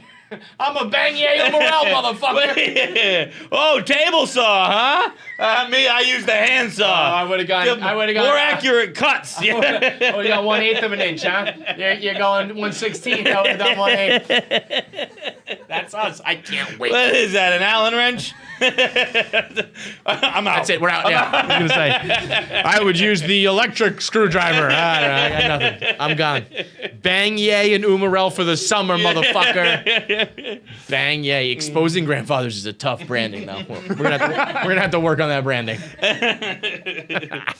That was a good Johnny Notebook session. I like that. That was good. Now let's talk about porn. Why are we talking about this again? There was a reason why. Right. Riley Reid is right. Okay. So Riley Reid got engaged to a parkour guy who just runs around. Do you think? Hop on the mic real quick. But both of you actually. Would you? Are either of you attracted to parkour guys? Oh, yeah. Yeah. Parkour guys? Like those, like parkour. Like you know parkour. what I it think is, it's right? cool. Yeah, I know what parkour Would is. you I be didn't like? know Would you be like we were more like inclined to different fuck somebody if they like are good at parkour? That's how I'm Maybe. saying it, right? It's not like Maybe. parkour. No, I know what you mean. Jackie's like, yeah, Well, motherfucker. yeah, I guess Well- that seems way up her alley, more Yeah. than mine. But What does that mean? I don't know. You're Well, from look at yourself, California. you're like, from yeah. California. You know, you probably had guys like you're hanging out in like I don't know. That is Venice true. Beach and shit, You're you jump much more around. inclined to catch guys. Maybe not, because I feel like you do it in like cities a lot, where you can like jump around buildings and stuff. But I could see guess. guys like outside in California looking like hot and pan and Yeah, tone, just exactly. jumping on shit. Yeah, exactly. Maybe a little But I mean, I guess Yeah, it I kind of can see just that. translates into like athletics, right? Like I mean, you're in it's just, like, shape, cool you're in athletic. general. But do you think it's actually? So like you could meet a guy. Let's say you meet me, like a guy like me, like I'm just sitting at the bar, I'm talking, like we can have a conversation, I'm funny. But then there's this other guy who's like, guy? look at me, I'm like jumping over this car and like spinning on my head. You're gonna be like, see you fucking later, dude. I'm gonna go bang that guy. Yeah. Well, I mean, it's cool, Yeah. but like, I mean, I feel like you need a Doesn't really- visual kind. Yeah, like All right, after a I'll show you, while- I'll show you this guy that Okay. Riley Reid got engaged to. He's just running around like just jumping, like he's just like, look what I can do. And he just like jumps and Yeah, yeah. spins. And I'm looking at it because like there is something inherently like I can do that and you can't, so that's like cool. That's always like a cool thing. but it's just like, do they have, Pasha like, jobs? Petkins. Or like, what's? What's up? I don't care. About Well, that's it's like you got money. I don't get Pasha the Boss is his name on Instagram. He's got 1.3 million followers, so he's obviously like, but all his shit is just like running around. Yeah, no, doing, like, that's he's, cool. he's running around the beach, Yeah, just like yeah. doing flips and shit. And so that makes you be like, I will fuck that guy. Probably Yeah, more yeah, likely, yeah. We got to take up parkour, bro. Yeah. What about wait before you go? What about standing with your shirt pulled up over your Oh, belly God, yeah. and judging construction workers? Do you Based want to on fuck those what I guys? just saw, Yeah. absolutely I not. think it's not really for me. It's the I'm crust. saying, That was way mean. no, I'm not. I'm not saying because your bodies. I'm just saying the weirdness of you guys. Cut that mic. Cut that. That's enough. That's enough. I'm not No. saying it because of your disgusting No, body. not 'cause of your I meant because of bodies. your deplorable behavior. It's just the act of you. Get out! Get out! So Riley Reid got engaged to this part. Yeah. Yeah. No, you do the slap. I'll do the rub. I'll do like the Winnie the Pooh. Like I need some money. So Riley Reid got engaged to this cat who does parkour. So it had us talking about Riley Reid and does she belong on the Mount Rushmore of porn, which is like narrowing it down to 4 is really tough. So we're gonna do top 5s where each of us can have 5, and then we'll talk about like the top 10 really, because in the porn game, there's just so many different ways you can go, like new, young, old, like different races, different styles, different time periods. We tried to do it on the rundown, and you narrowed it down to 4 while leaving out like monster people. So top 5 porn stars. I'll let you go first. Of all time. Yeah. All the time. Of all of the times. What do you think I was gonna give it like a time constraint? You're gonna eat into the mic and just No, destroy people. I'm not gonna. I'm licking it. I love how much it upsets people. Okay. I am gonna eat a Dorito chip on purpose for the people who hate it. Because I just like to watch the world burn. All right, now that we've set the mood, got it nice and sexy. Number 1 is gonna be. God, this is hard right now. Like, I feel like I'm like picking like winning lottery. I know. numbers. I'm like, this is. I feel like I'm drafting. It's like the dream team where it's like, I don't know, do you draft like Jordan first, Magic first? I don't know. What are we doing?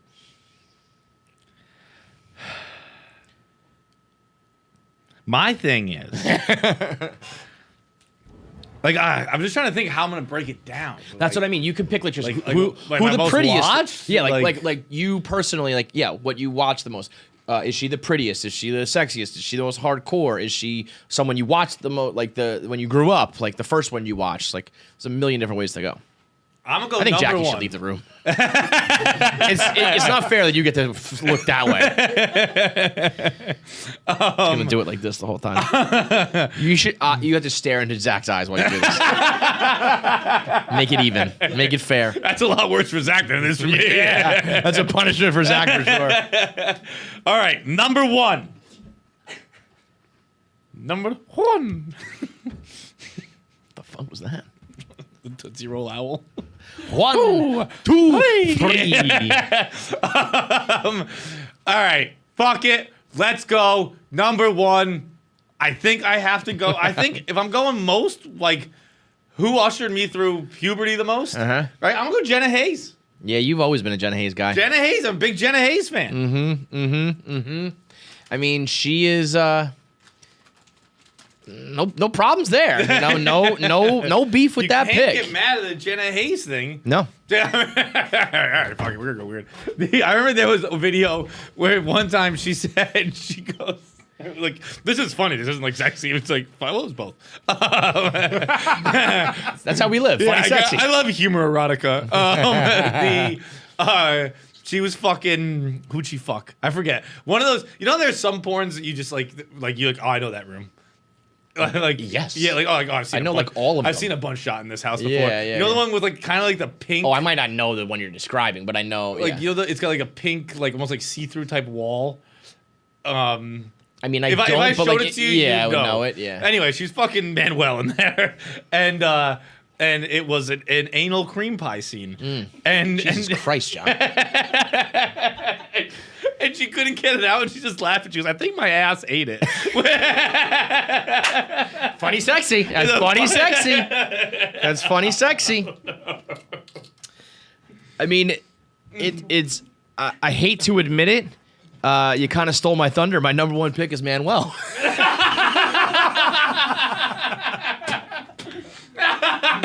You know you're gonna get the goods every single time. I mean, I've clicked on a Jenna Hayes and been like, nah, that didn't do it for me. Like, not that one. Another one, great. I've never clicked on Manuel and been like, I've been captivated every time. I got a problem with Manuel though. Now Manuel, king of the king, right? Yeah. Good as it gets. Guy's a pro's pro. What's your beef with him?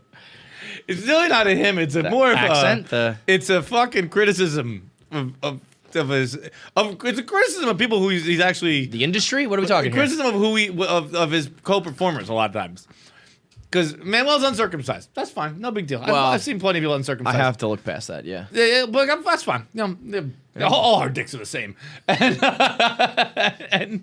But sometimes when it's not hard yet, they like suck it and like bite the extra skin and like. Yeah, that's not his fault. That's what I'm saying. It's a criticism performer. He's giving him the tools to do it though. Well, you were not kidding when you said you're going to get gross with it. Here's a question for you. Would you switch dicks with Manuel? But you have to be uncircumcised, but you get like his dick. Because my answer's no. No. Yeah. But it's not an I'd uncircumcised rather- thing. It's just too big. Oh, I don't know. I'll take it. I'll take that size, but I don't want to have. I think you're gonna run into a lot of girls going, no, thank you. You are, but you're also gonna run into a lot of girls saying yes, please. I think you're gonna run into more being like. I disagree. Maybe you it's will something run they into- want to conquer. Yes, but they're not you- gonna have fun with it. You will run into more. That's a great question, though. That's a good ATI question, kind of. I think you'll run into more one and dones with girls who are just like Yeah. they want to experience that. and then you're gonna put in the game like, ow, ow, Yeah, ow. Well, that sucks. But Yeah. but I don't know. You look at like Who, the professional fuckers he Yeah. fucks who would do a good job taking it. they Kev. all listen. The human body is an amazing thing. It can take Manuel. Well, whatever. Manuel's my pick. Fuck you. Even if people chew on his skin or whatever you're complaining about. Jesus Christ. My butt ate it. Okay. Number 2, gotta go Christy. Go my girl. Christy Mack, yeah, that's your girl. I mean, Christy's my bae. Yeah. That's like your one. That's and that's also where I feel like that's where this draft goes. It's almost maybe we should have done like the Chicago style where it's like pick one old, one new, one this, one that, because there's just too many categories. But you can just do it yourself. Because in the same vein, like I don't think this person is the hottest necessarily. I certainly didn't love her comeback, but Heather Brooke for me is like she like. Comeback really fell flat. No, her comeback. Her comeback, yeah, like pumped the air, yeah. It really felt like I hate to say this because it's like unbelievably creepy, but I'm like, I wish I was like your manager. I could have planned a rollout for you much better because when she did come back, it was like the first day was great. She had the Jordan jersey and everything. She played along, and then she just. You'd have been like Lil Nas X. Like, I had Yes, 9 months to play yes. this rollout. I am not going to lose. Because also my rollout would have been like just blow Jim on camera. My number 2 pick is Jim. not even Heather. My number 2 pick is Heather and Jim. They are that skinny dick of his is important to the like if his dick wasn't so skinny, I don't know if she could do what she does, But Heather Brooke, like I mean, she raised me. like I went from a boy to a man on Heather Brooke. Man, I just will forever haunt me when my mom was like, "What is iDeepthroat.com?" I feel like everyone had that conversation. Yeah, and it's like, oh my God, Mom. I want to be like, you want to see? It's fucking crazy. Hop on the computer with me, Mom. Yeah, I'll show you. God. All right. Number 3. Asa. Oh! Yeah. See, that's not fair. Because I was going to say Asa, but I was drafting for the sake of like continuity. Like you raised, like I was like, it raised me. Okay, I'll go. Yeah, I'm taking Asa. You're taking Asa? Yes. Because Asa, I've said this before. It's not even about her porn. I really actually didn't watch much Asa Akira porn. I used to think her name was Asa. I thought her name was Asa Akira because I never even like knew her that much. I mean, I thought it was for a time. I thought it was Asa. Then You corrected me. I am drafting Asa Akira like the human because I've said this before. She went on Girls Gotta Eat recently. I don't know if they aired it or not, but Raina had texted me and I like set them up because I was like, I can't think of anybody else who is Asa Akira is truly one of a kind on the entire planet Earth.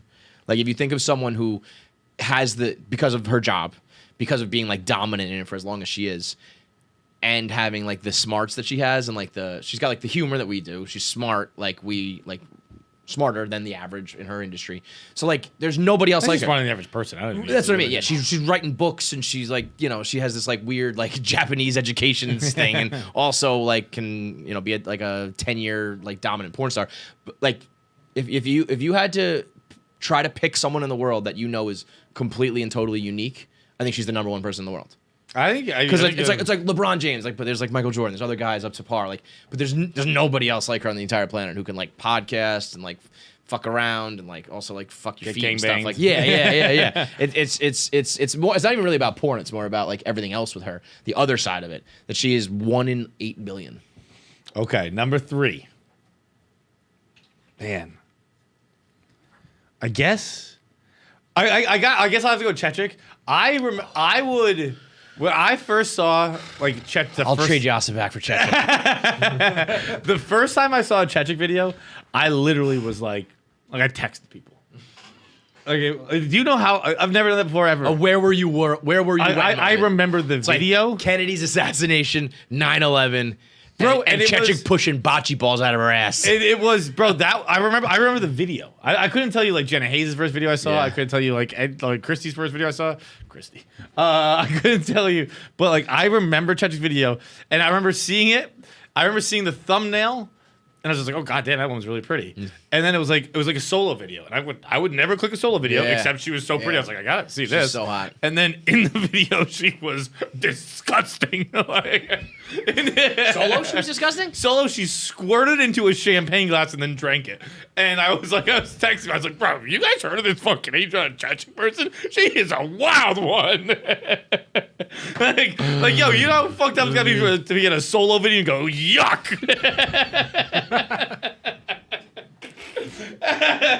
That is truly a talent. Make someone go, Jesus Christ, when you're sitting in a room by yourself. It's like a magic trick. It's like, do you want to see a magic trick? I am about to dazzle you. And you're looking at her like you're just in a room with 4 walls. What could you possibly do? Watch this. Watch this. Oh, she drank it? Yeah. Did she like... Was she like... Whoop? No. No, she just drank it down. Kevin, she's never done that in her life. Was she like, no, not once. Never. She's like, what do you mean? I know, I don't get it. On that pretty tip, I'm gonna say Tory Black. Tory Black getting fucked at that college party. If when you have your go-tos that you go back to the well on, Tory Black getting banged by that dude at the college party is way up there for me. I've probably seen that like thousands of times. I don't have many go-tos. Really? You're I always, like to explore new worlds. I'm like Bob Fox, where you've seen like Star Wars like 800 times. That's Tory Black at the college party for me. I would have gone to premiere night dressed up in costume if I could have. It would have said, I'm a college boy. I would have gone for that era wearing like an Ed Hardy shirt with like my hair like spiked up like Pauly D. I'm like, will you fuck me? But I will say, actually, maybe my pick should have been, my number 4 pick is that dude who fucked her. Because he was just a random kid at a college party. He's four picks in. 3 guys. 3 guys. Could you imagine being a college kid? And he like fucked Tory Black right. Like he threw down, and he was just a random college kid. That guy must have got so many chicks after that. Be like, yo, he fucked a porn star, right? Like he was throwing dick, man. 3 out of 4 dudes. Amazing. He stayed hard in a rubber. That's what Drunk at a college party with an audience wearing a condom, and he was hard. Superman. Superman.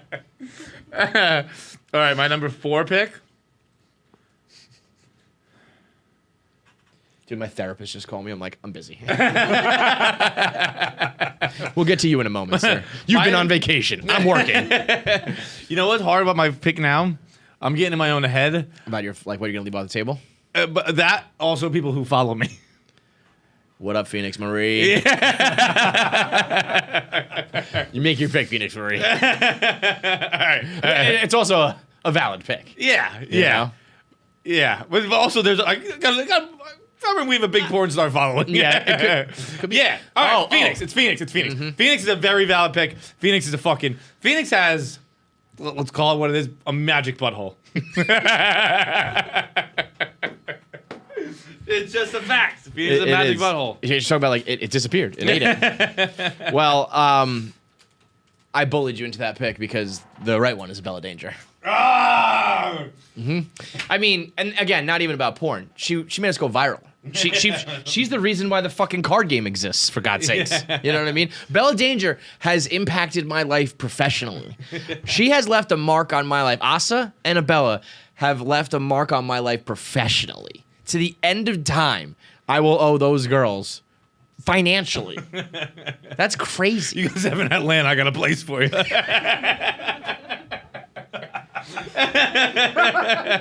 Next time you're in Nice Atlanta, blue it's collar on me. town, not far from the airport, right off the interstate.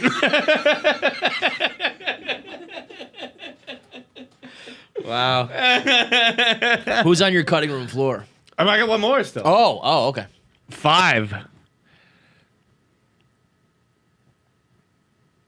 I got a wild one that just popped in my head. That's the thing. I mean, there's so many. So many. Jada Fire. Wow. That's good. We got a little diversity. That way we're not being called fucking super racist. I wouldn't have thought of it except like I fell into a Jada Fire rabbit hole the other day.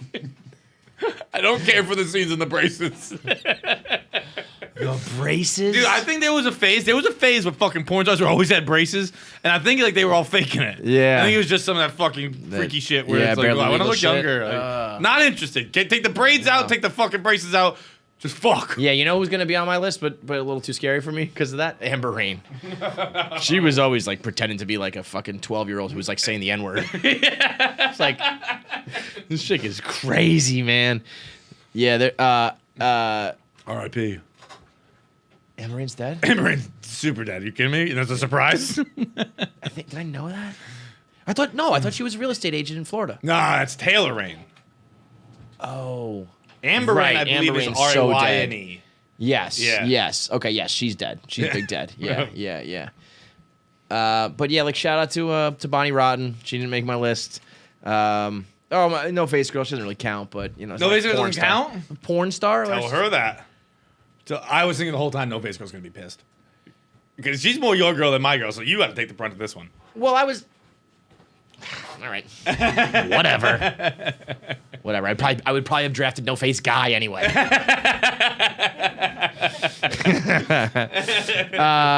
gonna get into our voicemails in a second, but first we got a little inside Barstool, which I know people like. People love the drama. People love the behind the scenes talk. But for a long time, there's been an unspoken beef, really, between Feidelberg and Rico Bosco. And I'm a rider. I've had my run-ins with Rico. He once retired because of me. We had our beef. We squashed it.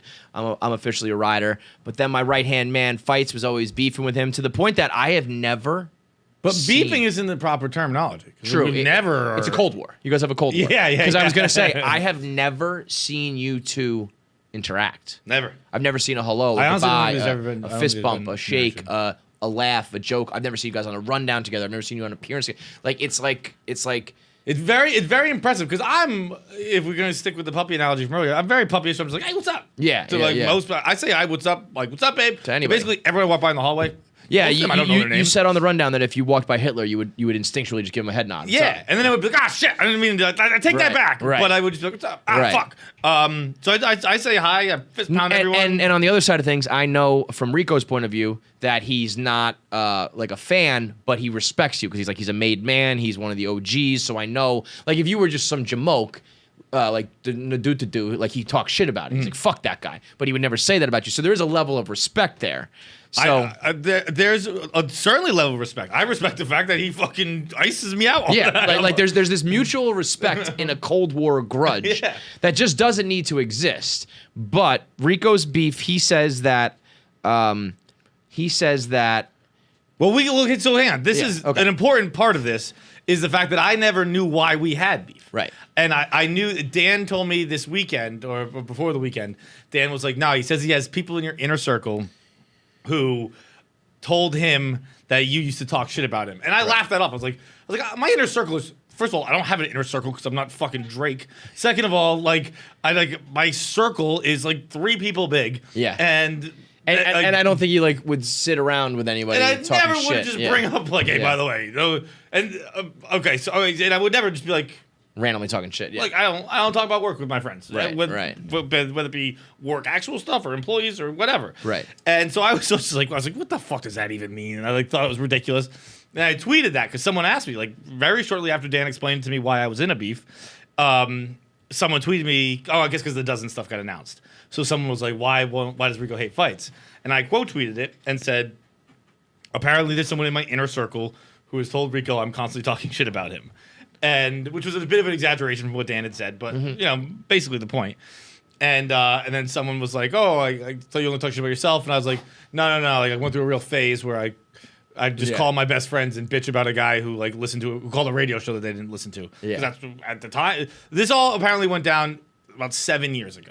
When he was on Pick'em, and that was it, right? Like, I don't even think Pick'em was a podcast. He would call into I don't even know. Yeah. It was multiple years before I moved to New York. Right. And that was 5 years ago. Right. So it's at least 6 or 7 years ago. Right. And I had a friend who follows me on Twitter, obviously, who she texted me and she's like, wait, you really don't know what Rico's talking about? And I was like, no, I have no fucking idea what Rico's talking about. And this girl had a friend one summer. It was kind of like a fleeting friend. It was they were close at the time, but they're not lasting friends. And she's like, that summer, that girl I was friends with was best friends with Rico, or they're family friends with Rico. And she was asking about you about him a ton. And eventually you were just like, look, I don't even know the guy. Because I literally did not know the guy. I don't remember that's not this. talking shit. I have no recollection of this interaction at all whatsoever. Right. And from her mouth, she tells me that I just said, look, I don't even fucking know the guy. Yeah. And which is true. I didn't know Rico from Adam. Rico could have walked in, punched me in the face. I would not be able to give a police report for who it was. He hit his face. I literally would not have been able to say what this person looks like, who he is. I didn't listen to Pick'em or whatever show it was he called into. So I was just like, look, I don't even fucking know the guy. Is apparently what I said. And maybe he has a different story. Maybe my story's wrong. I don't know because again, I don't remember it. Well, we're playing a game of telephone too, so Yeah. it could go from I don't know the guy to he's a fucking nobody. I don't even know who he is. Something like that. You know what I mean? Which is not something I would say right, about anybody. Right. But yeah. So now that I'm aware of what, because I always just thought it was I don't think anyone really knows with Rico. If it's all real. I thought it was just part of something Rico does, where he just picks a random person. It's like, fuck that person, I hate them. And I was just like, all right, whatever. So when me and him had beef and he retired from Barstool, being a Barstool fan, via his iPhone app, which is the Notes app, which is the funniest thing in the world. He said that you tweeted out a celebration GIF. It was everybody dance now. That'd be funny. Yeah, I might have. Yeah, and then there's no real vitriol behind it. And then what was the other one? It was something else. And then on a KFC radio episode, we were talking about celebrity boxing matches or something, and you were like, "I'd like to fight Rico" or something like that. So those are his two. Because now it's going to be rough and rowdy, Right. Got a big fat check, maybe. So then we were talking on the rundown though, and he He's like, it sounds like he's like, nobody even needs an apology. Nobody like cares really. It sounds like this Cold War will just keep going on though. I was like, so what do you need, like an apology? And he was like, no, we're just two ships in the night. I respect him. We're just not friends. And you're saying the same thing. So it's just like, okay. I was talking to Dan about it, and Dan, this weekend when I was like, dude, it's like when that girl texted me, I texted Dan. I was like, dude, I got to the bottom of it. Here's what happened. Yeah. And he's like, oh man, you got to go all in. Be like, Rico, I'm sorry I didn't speak exceptionally highly of you back in 2013. I'm sorry. I wasn't like he's the greatest guy in the world. I just didn't know him. I said I don't know him. I will probably be in more trouble in Rico world for putting him on speakerphone during the rundown when I said I wouldn't, which is a sleazy move. I would never do that if it was anything serious, but this whole thing is patently ridiculous and it was good for the audience, so whatever. It was. I feel like you guys will just continue. We keep using the ships in the night thing. I think it's more that you guys are just parallel ships and you're just going to the same place at the same speed, never to intersect. Yeah, it's super awkward. Just like two people walking at the same pace. Yes, yeah. All right, well, we're not saying hi. Okay, fine. Yeah. So it's one of the. I'll be a big man here. I'm not saying bigger man. Rico, I am sorry. I apologize for not first of all not noticing why we were in a beef, for not squashing said beef, and for I guess not knowing you. Are you apologizing for the GIF? I mean, the GIF. Are you apologizing for the GIF? That's like a silly thing to apologize for. Are you apologizing for the That's GIF? just like we're just fucking joking around on the internet, man. Now, this is a guy who says, he made Saturdays for DJs. He supported the slogan. I couldn't follow that. He just said that, well, here's the thing. So was he mad I didn't thank him for that? Is that what? No, he said he didn't need a thank you. He said he's a team guy. But he was just using that as so many people were making Saturdays for blank shirts. I didn't know who was doing anything. Well, people have to realize that John didn't get any money off that. if you made Saturdays for the DJ shirt, you probably made more money than I did. Yeah, you probably made you made $10K. He probably made $5K. He probably got a $5,000 bonus for that. And so, I will not talk to anyone from that company until I'm apologized to. Do you promise? So there was a SpongeBob meme talking about how Rico said I won't talk to anybody from the company, but then is talking to them. That's really about it. Oh.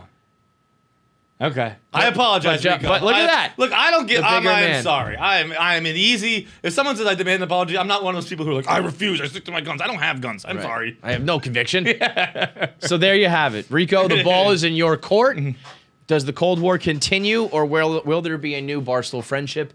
Tune in next week. Voicemails today are brought to you by Icon. Yeah, baby. Let's go. Feits is a big skier. Anybody who likes to hit the slopes, ski, snowboard, whatever. Maybe a big après ski guy like myself. I'll buy a season pass just to hang out at the bottom of the mountain, hang out in a hot tub, drinking some spiked hot chocolate. So whoever you are, whatever type of skier you are. Hit the slopes with an Icon pass. This is one of those things. This is like the original movie pass thing where it was like $5 and you get to go to every movie ever till the end of time. It's an absolute no-brainer. If you ski twice a year, get an Icon pass. Yeah, listen to this. It's crazy. Each pass starts at $3.99 for an adult. For an adult. So, I mean, yeah, if you go skiing like one time, it's like a couple $100, right? I went skiing 3 weeks ago. It was $200 a day. So if you ski 2 days this entire season, this pass pays for itself. So if you're an avid skier, you got to get the Icon Pass. Own the season, own the stories, own the stoke with Icon Pass. It's up to $200 on savings on child passes, up to $100 in renewal discounts. And there's a new payment plan. If you can't afford it up front, you can pay $0 down with 0% and just pay it as you go. So.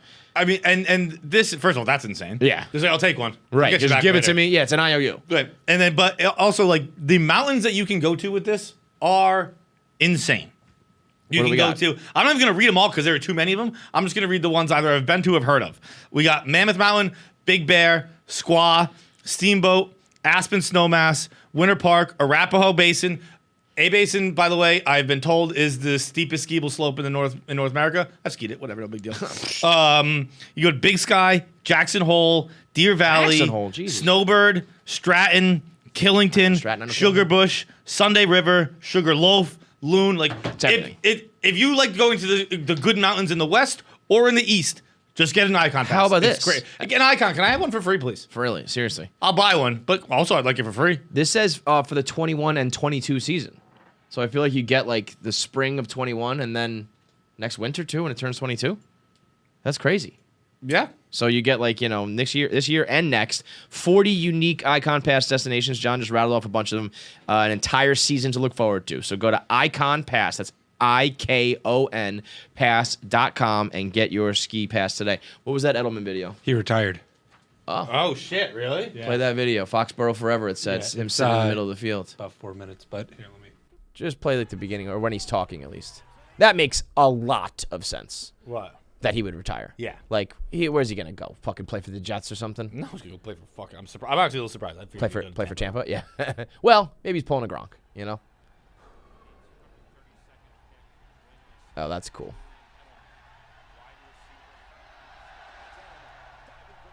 Man, Dude, I'm gonna play a video real quick. I like all the Patriots in real life, which is tough. I love Willie McGintis now.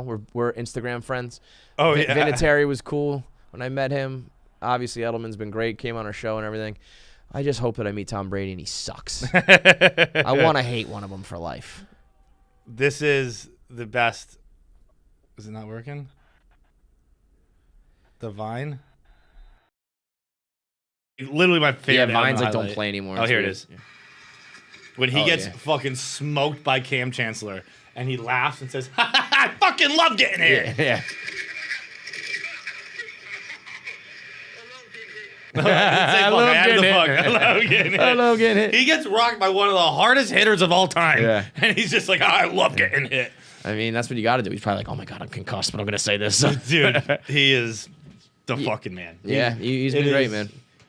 It is sad. It's a sad day. He's one of he is a Marchand-esque where it was like you went from like pest to just fucking legit threat, like fuck. Dude, another and one. I mean, he ruined my part of my life with that catch, the one with like 1 inch off the ground. Yeah. That would have been the end. That would have been the end of that Super Bowl, right? That was like 3rd down or 4th down or something like that. I don't remember what down it was. I want to say that was third. like catastrophic. It would have been It would have been like 4th and long. It would have been catastrophically bad. And I remember seeing he also that, like, I forget if I think it was he caught the winning Super Bowl in the Seattle game too. Obviously Butler ended up being the bigger story there, but I believe he caught the last one. Yeah. Where Probably. fucking Yeah, I mean, he just. Yeah. Congrats, man. hell of a career, legend, probably gonna work here soon. Yeah, probably. I like how we've reached the point where we just say that about all athletes. I know. Probably gonna work here. Like Paul Pierce liked to tweet, "Oh, he's gonna work here." I actually do think Paul Pierce will end up here. Do you? I mean, Dave was like, "I'm making a run at him." If Dave's sometimes these things are like, it's not up to us. But if Dave is like, "I want Paul Pierce to work here," like, where's Paul Pierce gonna go? I guess with like Paul Pierce wants to be in media. If I was Dave, I would go to him and be like, "We want you," and everyone keeps talking about Perkins. I don't know, whoever it is that like Paul Pierce's guy is. Like, I want you to be the next Steven Jackson and Matt Barnes for us. And I mean, to me, that if you're gonna but be, also I think it's hard to say the next. Like when it's current. Yeah. Well, yeah, but I mean, you can be contemporaries with. You can be, or be better than. I don't know, like blow them out of the water. I feel like tell the better basketball stories. Podcast is a Saturated. I feel like it is. Maybe Yeah. I'm wrong, But it's the literally difference is, and the two reason why industries I don't know anything about. the reason why Steven Jackson and Barnes stick out is because they. What's the second one? Podcast? Yeah, I'm glad someone caught it. Well, I mean, I don't think there's anything to catch. You don't know anything about the industry. Like, I didn't think that was a joke. That's just a fact. You don't know anything about the industry. I said it to be like, well, we're on a podcast saying Yeah, this. you know how to But I do also, it, but you don't like- know anything about the industry. Yeah, I don't know anything about anything. Yeah. I know nothing about nothing. Put that on a shirt. I just feel like Paul Pierce, and again, people keep talking about Perkins. If they were to tell real stories, I think they would have a good podcast. Yeah. Those guys just seem like guys who have stories that you get Garnett on there talking real shit and talking about hating the Heat. I think KG is a podcast. Yeah, he had something like Area 51? Area 21 or Area something like that. 21, Yeah. So maybe not, because that's not exactly thriving. But I do remember hearing that's gone viral here and there where he tells stories. All you gotta do is just tell real stories. Right. You could be in basketball. You could be in any sport. You could be in music. You could be in entertainment. Anything. If you tell behind the scenes stories that are true and real, and like you might piss some people off, it might ruffle some feathers, but it's like, hey, it's a good story. You're gonna be successful. Like, people will always tune in here and there for that. So, congrats or whatever. Congrats on a great career. And like, I always want to say, like, congrats that, like, you don't have to go to training camp. You don't have to get your head bashed in. You can just chill and like enjoy life now. Probably pretty good. And walking away like relatively. Maybe one day you'd be in Umarell. Hey, Jules, you want to come find Italian construction zones with us and critique them while we pull our shirts up? We might not let you pull your shirt up. Let's make it an official offer because it's men of retirement age. Official offer to Julian Edelman. You can be an Umarell / Beignet. a Beignet with us. Yep.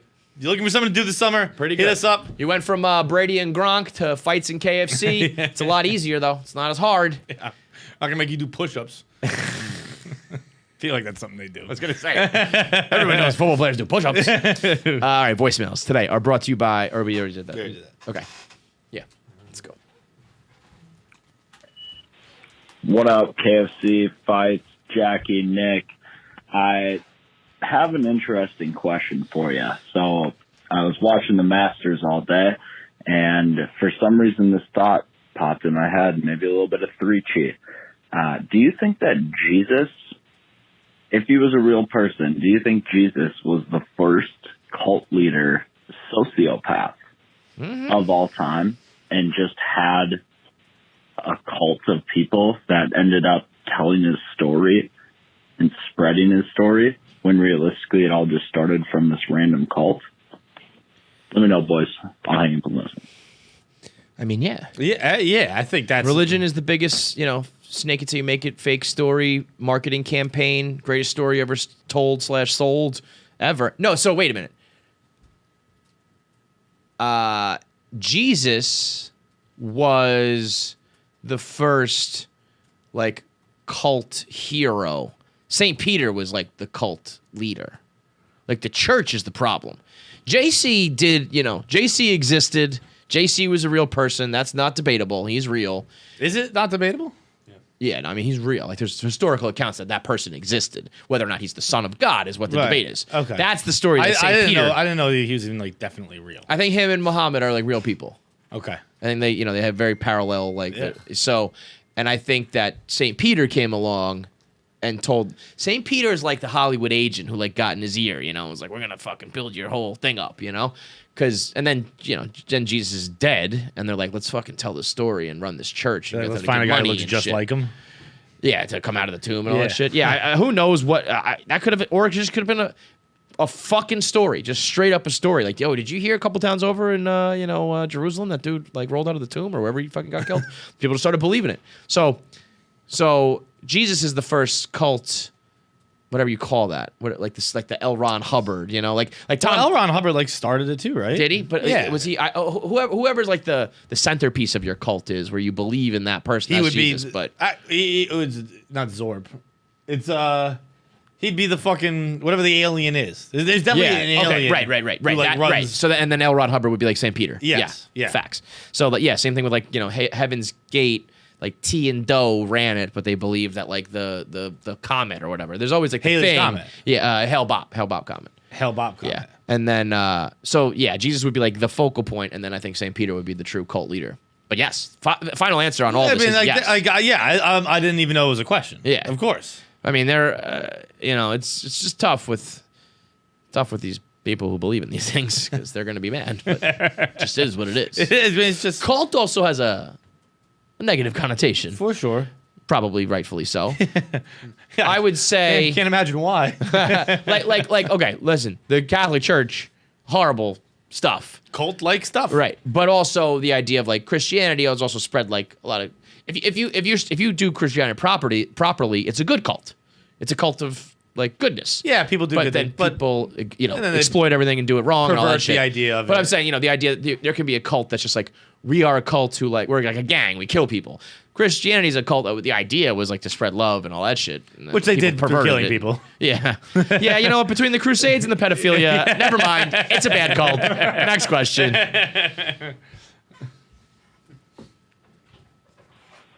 KFC, Fights, Jackie, Nick, what's up? Just listening to the newest episode, and the guy was telling a story about how somebody, he was cashier or something, saw a text about ordering shrooms from a friend. Got me thinking about my time in college working as a cashier at Dick's Sporting Goods, and a lady comes in. She's mid-30s. I was 21 at the time, so could be even younger. I don't know. She was there with her mom and her 3-year-old kid, and she had a coupon on her phone, and she goes to put the phone down for me to scan, and Pornhub is up. And it got me thinking, like what you would say in that situation when somebody hands you a phone and it's just porn. And then I've seen me being the professional, didn't say anything, immediately called over every single one of my coworkers, told them the story.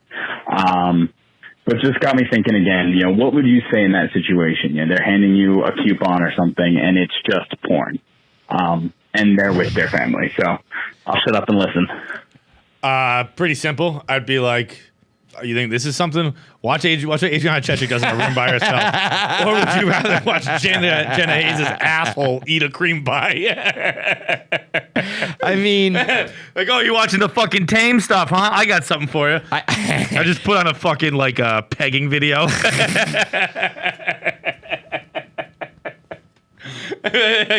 You want to trade? You ever seen a fucking dude with tits fuck a chick? Here, watch this one. A dude with tits fuck a chick.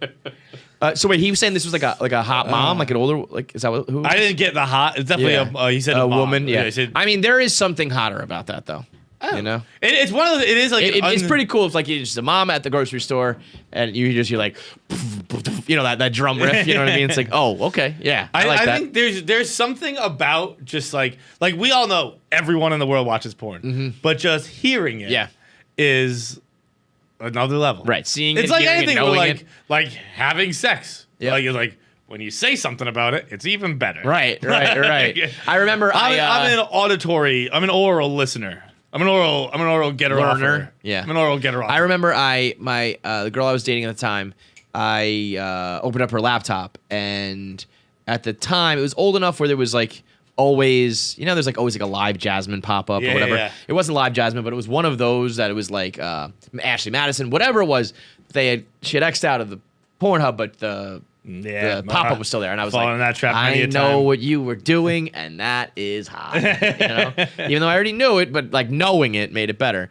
Have you seen like the TikToks and the videos where you play the Pornhub drum for like your girl to see what they react to? Like you're in the car, you put it on like the speakers or whatever, and they're filming it. And like, I also don't ever hear the drum. Is that an older thing they don't do anymore? Absolutely not. It's on every single porn. That's what's funny is that you don't even realize it because it's in every single porn. And if that Childish Gambino song Redbone, it's like the same exact drum beat as that. So somebody made it so that it's like the Pornhub thing into. Waiting to meet you. Yes. Not there. It's also BFFs. I just clicked like the first video on Pornhub. All right, I'm gonna click another one.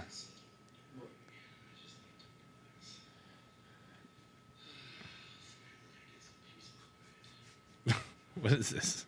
Maybe, okay, this one has a Pornhub intro, so let's see what this one's like. Yeah, that's got to be it.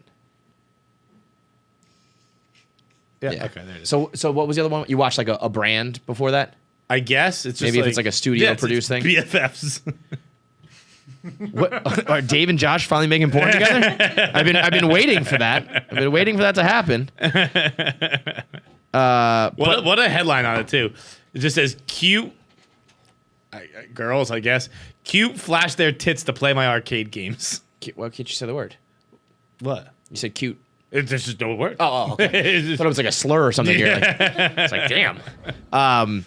But so the amount of chicks who are like right away, like they look up from their phone, like what? And then the guy starts laughing. It's like, yeah. It's like, yeah, because girls know the fucking Pornhub drums too. Women watch porn. Yeah. It's 21st century, bro. Get with the times. 2021. Next up. By the way, wait, did we say this on this podcast, the 90s thing? Yeah, probably not. Not on this podcast. I speaking of the 21st century in 2021, I heard that it talking about, and this is just basic math and makes sense, but I heard that talking about the 90s today is the same thing talking about the 60s and the 90s. Crazy. And that sucks. I mean, we're old. It sucks. I also don't really care.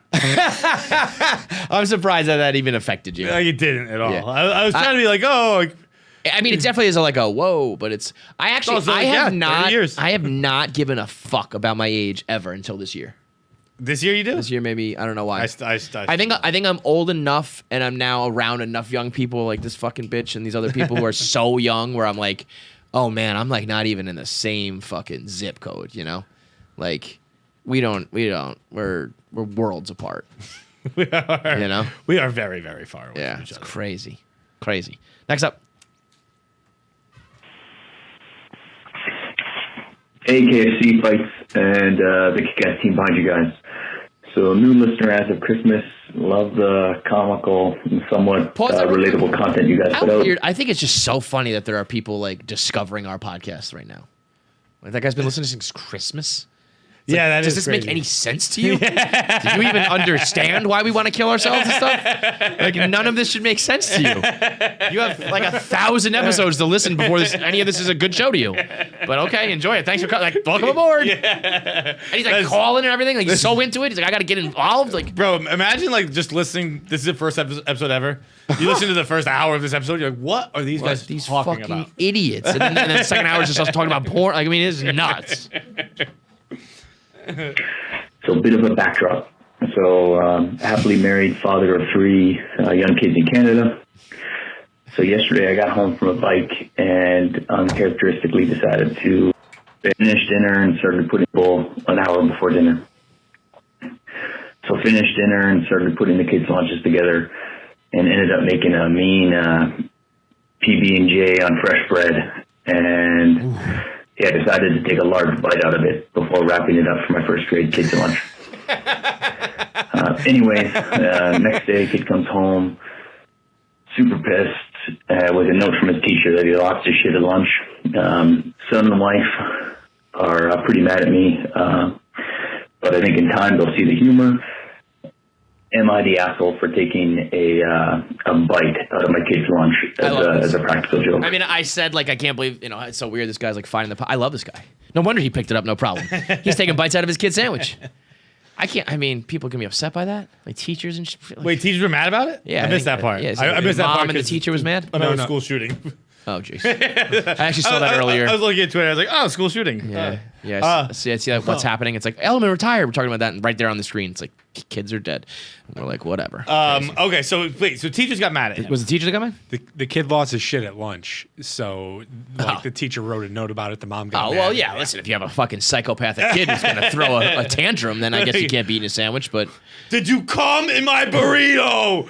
I mean, I guess the kid might have been like, who the fuck took a bite out of my sandwich? And they're like, it's your abusive father. It's your like, negligent father, kid. Like, I don't know how old the child is, but like, I feel like I would you guess. realize that the sandwich has been in your possession the entire time, right? Right. It's like, That's what I mean. You just unwrap the tinfoil, bro. It's like, I guess you can rewrap tinfoil. I would. I'm actually going to defend the kid a little bit. Lunch is a fucking war zone, man. yeah, you can't be cutting your kid's legs out from under him. You got to give him good snacks, and you got to set him up for success at that lunch. literally. I think we talked about this before. Malcolm Gladwell in Tipping Point. He talks about how like your name, really sets up where you will be in life because like people, A through F, whatever, like in the front row a lot. They pay attention more, all that stuff. And I think how your parents sent you to school will also, which honestly. I part of it means like, did you grow up with money? Because guess what, you'll be popular at school. Yeah. But within it does that have realm, a significant effect. It's like, did you send your kid to school with like a 5-star binder and a trapper keeper, or did you give him like shitty stuff? Did he have a crappy backpack? Did you give him shitty lunches? Do you all that stuff where like you're gonna get made fun of, you're gonna get bullied, you're gonna feel less than. It's like you shouldn't spoil them, but I feel you got to give your kids. I don't think of it as spoiling. I think of it as like you got to give your kids ammo. Yeah. You can't send them to a gun with a gunfight with a knife. You know what I mean? Like they got to have a snack to trade, something that makes them look cool.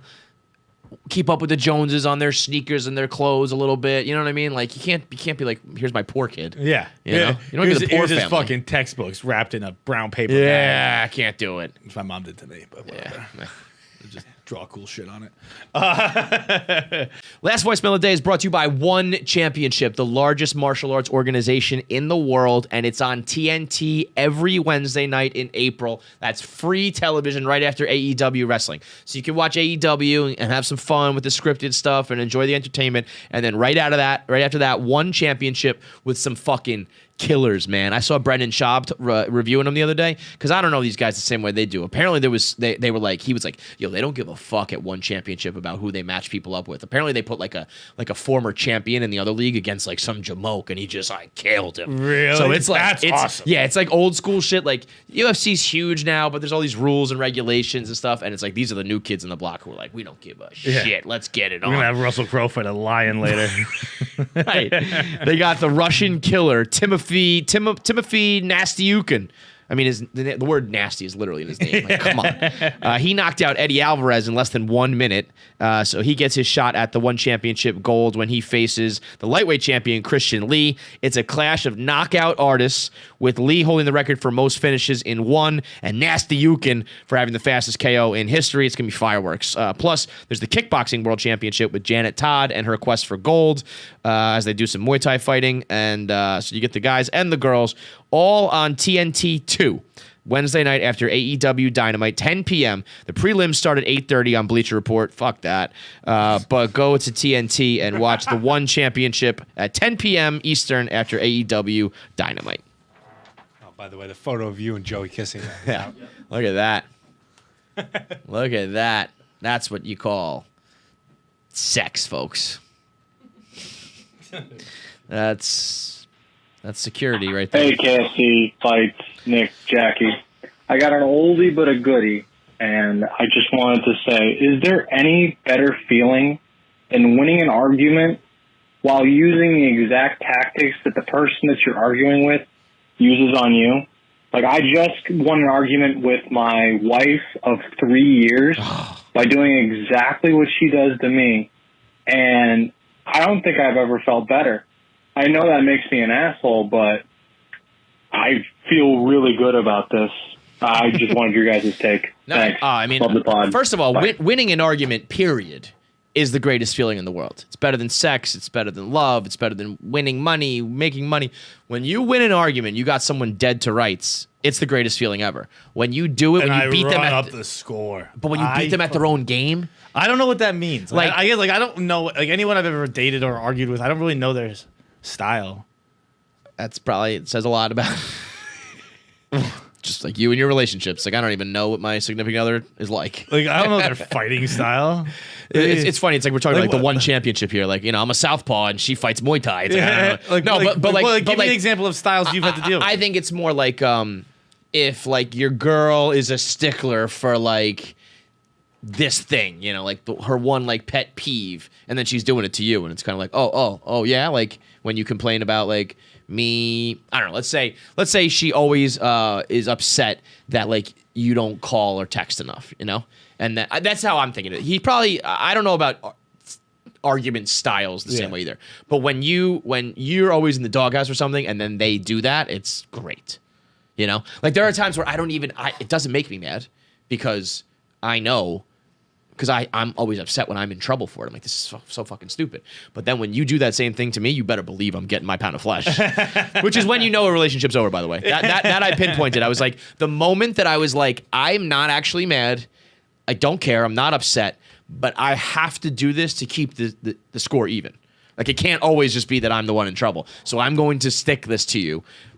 But I'm totally making it up. I don't care that you didn't call me or that you did whatever. You know what I mean?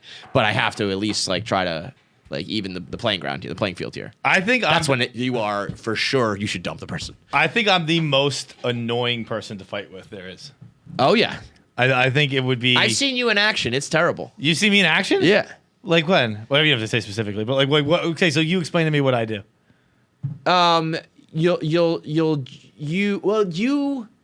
You're very rarely do you care about something, but then when you do, you like stick to your guns, and it's like, no, that's like absolutely not like the right answer.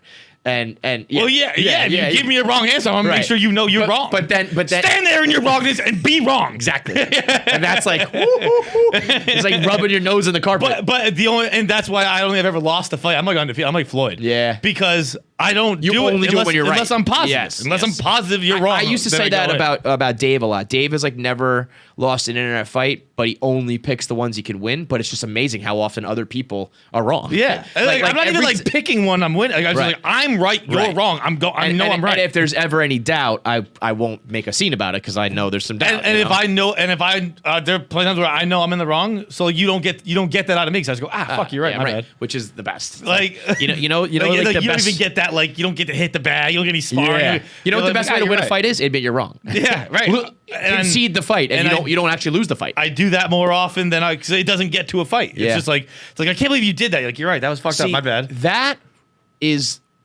what happy wife, happy life is supposed to be.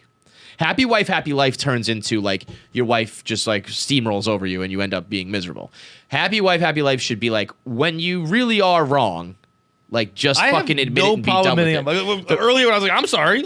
Yeah. Did someone upset you? I have no problem. I'm not like, I will stick to my guns. All right, I upset you. If everybody would do that, divorce rates down, happiness up, the whole nine. It's when you are like, I am right here, or like I didn't do anything wrong or whatever, and I still just have to concede to keep you happy, to shut you the fuck up. Then you're gonna end up being bitter and miserable. But yeah, if you're wrong, just admitting you're wrong or admitting you fucked up or whatever has become a lost art, man. I mean, every time I get like canceled or whatever, like the Kaepernick stuff, or when I actually did something wrong, I'm just like, yeah, that was a bad blog, and people are like, well, what do we do now? Yeah, right. Like, what next? We've never seen this tactic. What it just totally disarms it. The fight ends and everybody's happy. I'm writing a new Sun Tzu. But you should only do that when you're really wrong. Yeah, when I like genuinely did something like that's like fucked up or something I regret doing, I was like, yeah, that was fucked up. I'm sorry, that was stupid. And then people was just like, right, I wanted to fight. I wanted to yell. I wanted to prove you wrong. But that's why what he's talking about is so anyway, good. Can I get you a glass of wine? So whether it's a style or a hypocrisy thing where you're talking about like the substance of the fight, whatever, when you win one, this is more for like marriage. If you're really getting excited that you're like dunking on your boyfriend or girlfriend early in the stages, like that's probably not a good sign. But when it's like, we're doing this for life, no, we're not going anywhere, and 3 years in, that's when you can like, I want to fuck you and I want to beat you in arguments. Yeah, it's been if you're 3 years in, you're probably realistically 5, 6, 7 years into a relationship. Then you can let it rest. You start dancing on graves. Yeah. Start running up the score. All right, Yungblud. One of my favorite interviews ever. This guy is a trip, and you know it from the Jump Street, man. All right, lads. What's up, bro? What's cooking, man? How's it going? How are we? Oh, shit, I need to voice memo too, do I? All right, cool, I'm doing that right now. How's it going, boys? You all right? Good, man. How you doing, man? I fucking love the accent. I love it, man. I'm all right, man. I'm all right. I'm voice recording now, so whatever you want, we can get started if you like, or we can. Oh, you voice recording, so we can't cut this up and get you like in trouble? Is that what you do? That's smart. That's what I'm saying. Do you know what I'm saying? So if I say something I'm not supposed to, we can cut it up and we can pretend to be faking it. Do you know what I mean? Bro, you fucked us. That's exactly what we do. We just cut shit up and make it seem like you say ridiculous It's all gotcha shit. We're just trying to take you down right now. I know, bro. You're literally just going to cancel me 4 times on this, aren't you? I mean, don't worry. If you're getting canceled for something on the show, we're definitely getting canceled too. Yeah. So we're all good. To be honest, I get cancelled every bloody day nowadays. Do you? Yeah. I feel like we talk all the time about how the whole cancel thing is blown out of proportion. And even I hear the word every now and I roll my eyes, but I do feel like it happens like, I don't know, 6 times a year to me. It's like, whatever. What do you get? I mean, whatever. Yeah, what do you get canceled for? I mean, just whatever, man. I don't know. I just say, just people like to twist things, don't they? I mean, it's like Twister, Twister, but it's all right, man. It's all vibes. You know what I'm saying? I don't because I'm lame and you're cool. You speak too cool for us, dude. Yeah, like it's like it's just your whole look, your whole aesthetic, and your whole vibe is very different from us. So when you're like it's all vibes, man, I'm like, no, it's not. Like it's vibes for you. We're just lame. I'm kind of liking your vibe though. Like, look at your room. Do you know what I'm saying? Yeah, we got all sorts of like shit on the walls and whatnot. Toys. I actually said this. I said before the interview, I was like, I think we're gonna all get along here. I think this guy, because you just seem to let it fucking rip, man. That's what we do. We've been doing it for like 10 years. It's like we're just talking. We always talk. We're talking about fucking and drinking and partying. Can I just tell you something? Yeah. My fucking mates are pretending to shag each other behind the laptop. Flip it around. Let's see it. Let me see it. Mate, I'm flipping out. Yo, don't be a coward now. Yeah, now's the time to shine. Come on. Show us what was going on. Yeah, go on. Show us what was going on. Don't be a coward now. That's what I'm saying. Don't be a coward now. mean, I don't give a shit. Sorry. So wait, what is this? Show me out that window a second ago. There, you look like you're in a nice. That's the window. That's the house. That's the vibe. Yeah. So where that looked nice, man. We should live in like. When this you fucking said mansion. that's the house, you're not in the house right now. Were you in like? No, I'm in the house. No, I'm in the house. I'm in the house, but that's the outside of the house. Yeah, that's how it works. Indoors and outdoors. Yeah. I'm inside. That's outside. I'm inside. That's outside. We're together. It's the vibe. You know what I'm saying? What's the vibe been like for you? Trapped in the house, for a year. I feel like artists are like so used to trap. Weird, isn't it? Yeah, isn't it? Bizarre. We did the other day. By the way, we did a draft on our show at our top 5 favorite like British accent and slang and shit like that. My number 1 pick was In It, love, In It, bro. In it, man, in it. The thing about it is, right, it's just like I feel comfortable in America because no matter what. Even if I'm going to meet some cunt who fucking hates me, if I was like, hello, mate, how are you? Everyone's like, yes, that's so funny. Even the way you just said, cunt who fucking hates me. I'm like, I like you already. Oh my God, you're British. What the fuck? I love that for you. I love that for you. What are you, Alexis fucking... Alexis Rose? I love that journey for you. Like, your energy is just like, what the fuck? Like, whoa. Wait, what star sign? What star sign are you? Oh my God, you're a Leo. Oh my fucking God, my sister's brother's cousin's a Leo. Dude, what's funny is that all fits him too. That voice, it all fits. It all works. Bro, I'm literally 15 different people at any one moment. Do you know what I mean? I'm like Jim Carrey in The Mask. Oh. I've said that before. I got best friends who have never met me. They're like people I work with never actually met me. My parents haven't met me, bro. Like, fuck, you kidding me? I'm someone different for everybody. We're just waiting for you to come out. That's really what it is. One of these personalities. Come on out. I miss having random best friends. You know what I'm saying? You know, since you like no one's been able to go out and get really fucking messy in a club or a bar. You know what I'm saying? You know when you get really fucked up and you're like, you're my best friend, man. And it's like, and you don't even know the name the next day. You know what I mean? I miss random best friends. Yeah, you're making plans like we're gonna go travel somewhere together. We're gonna like, and then you wake up in the morning like, oh, I'm not gonna talk to that person again. I'll never see you again. Literally, everyone's off the fucking tits. Like, this is gonna be the best. This is going to be the best new business ever. What the fuck? Bro, you know how many businesses I've started at 3 o'clock in the morning? Thousands. Millions, man. If we could harness that 3 a.m. energy, we'd be rich. I love that, man. That's so, like, legitimately. It's like, I think I was planning to become an astronaut about 18 months ago. You know what I mean? It's like, I could make NASA. I could do it. You know what I mean? I could do that. I could take the test. I could like learn to eat space food. I could fly to the moon, and I'd just fight with the punk rock NASA man. You know what I'm saying? I'd be like the fucking punk rock space soldier. Wait, so you were already a famous rock star, and we're like, you know what? I think I want to be an astronaut. That's usually some shit for like 7-year-olds. Like, you're good, dude. You just keep doing you. You don't need to become an astronaut. You greedy bastard. Yeah. You know what I mean? Could you imagine? Could you imagine how much the other astronauts who are all fucking business and straight-laced would hate you? Yeah. You show up, you're like, we're going to the moon, isn't it? And they'd be like, where the fuck is this asshole? Like, does anybody want some drugs? Imagine doing coke in space. It's just floating. You're just trying to catch it out of the air with your nose. Just. That's literally it. I was like, yo, does anybody want me to roll a split before the tape? And it's like, they're probably just like, they're probably like tech company guys. You know what I'm saying? They're just like work all week and rage on the weekend. You're walking to the ship like through that catwalk they have. You're like astronaut Greg Kelly. You're like, yo, dude, shove this up your ass real quick. he's like, no, there's no TSA. You're like, no, I don't care. Just put this up your ass. They're literally just like. And then like we meet the security, like, he has heroin in his arm, he's got it.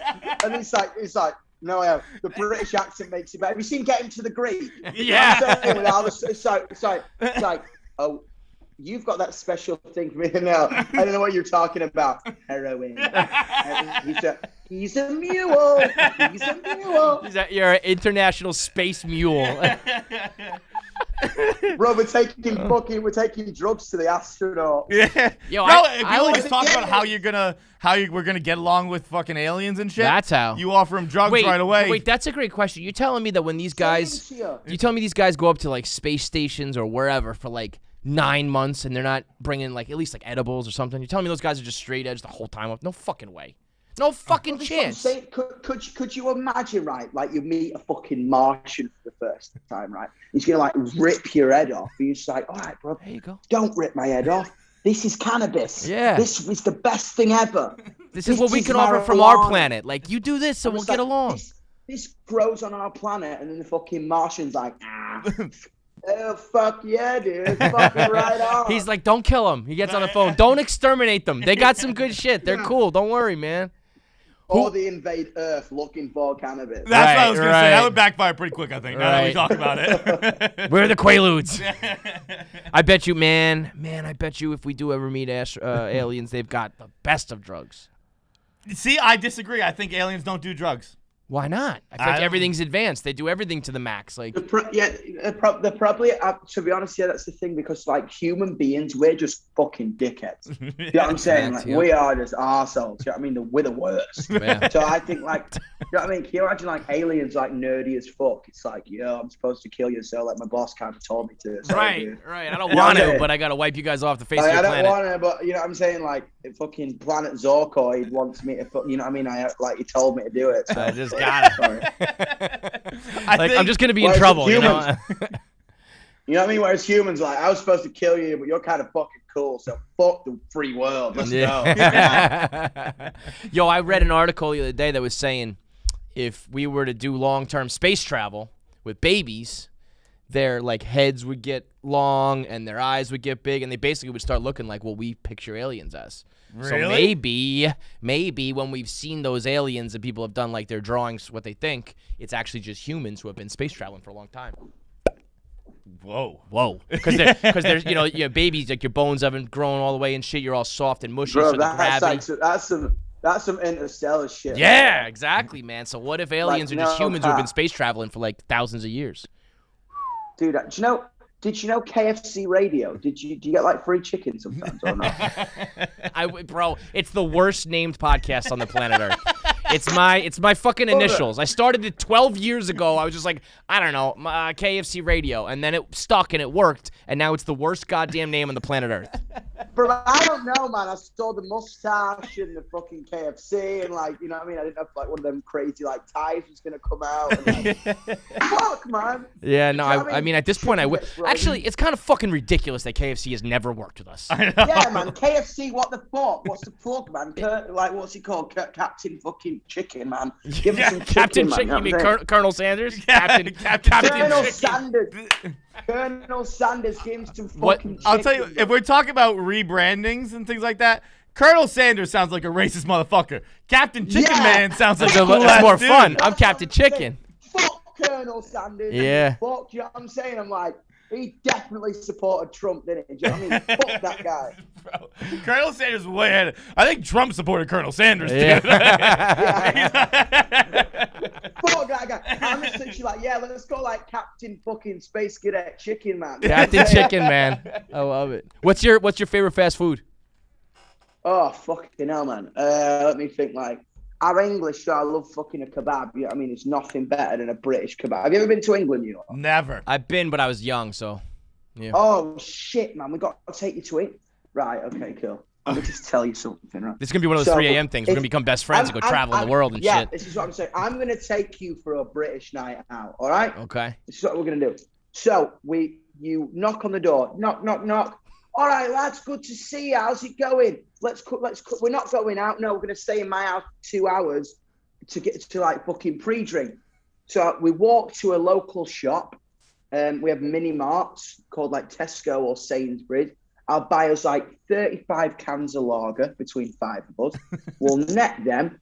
We'll play some probably pretty shit rock music, but we'll just keep fucking going. You know what I'm saying? I'll have a selection of crisps, we call them, or like chips. You know what I'm saying? I have a selection of crisps. and then like you kind of like pretty fucked up, you know what I mean? So like usually my American friends, like I know you lot like, oh, we can drink a lot compared to the English, it's not really that good. So they're all like, oh, fuck, you know, I'm looking in the mirror like, and I'm like, oh, we're going to the pub now. You ready? It's only 9 p.m. The night's just about to start. Yeah. You know what I'm saying? So like we go to the pub, sink 10 pints of lager a piece. The Americans now are usually looking pretty green. You know what I mean? And I'm like, it's good now, it's fucking good. You know what I'm saying? So we're in the pub, and then what we'll do is about 10 p.m. before we hit the nightclub, we'll go get a kebab to soak up all the shit. You know what I'm saying? So if you're trying to kiss a girl or a boy, whatever you're fucking into, don't get the garlic sauce. Yeah. So I'm not even shitting you. It will be on your breath for about 2 weeks. You know what I'm saying?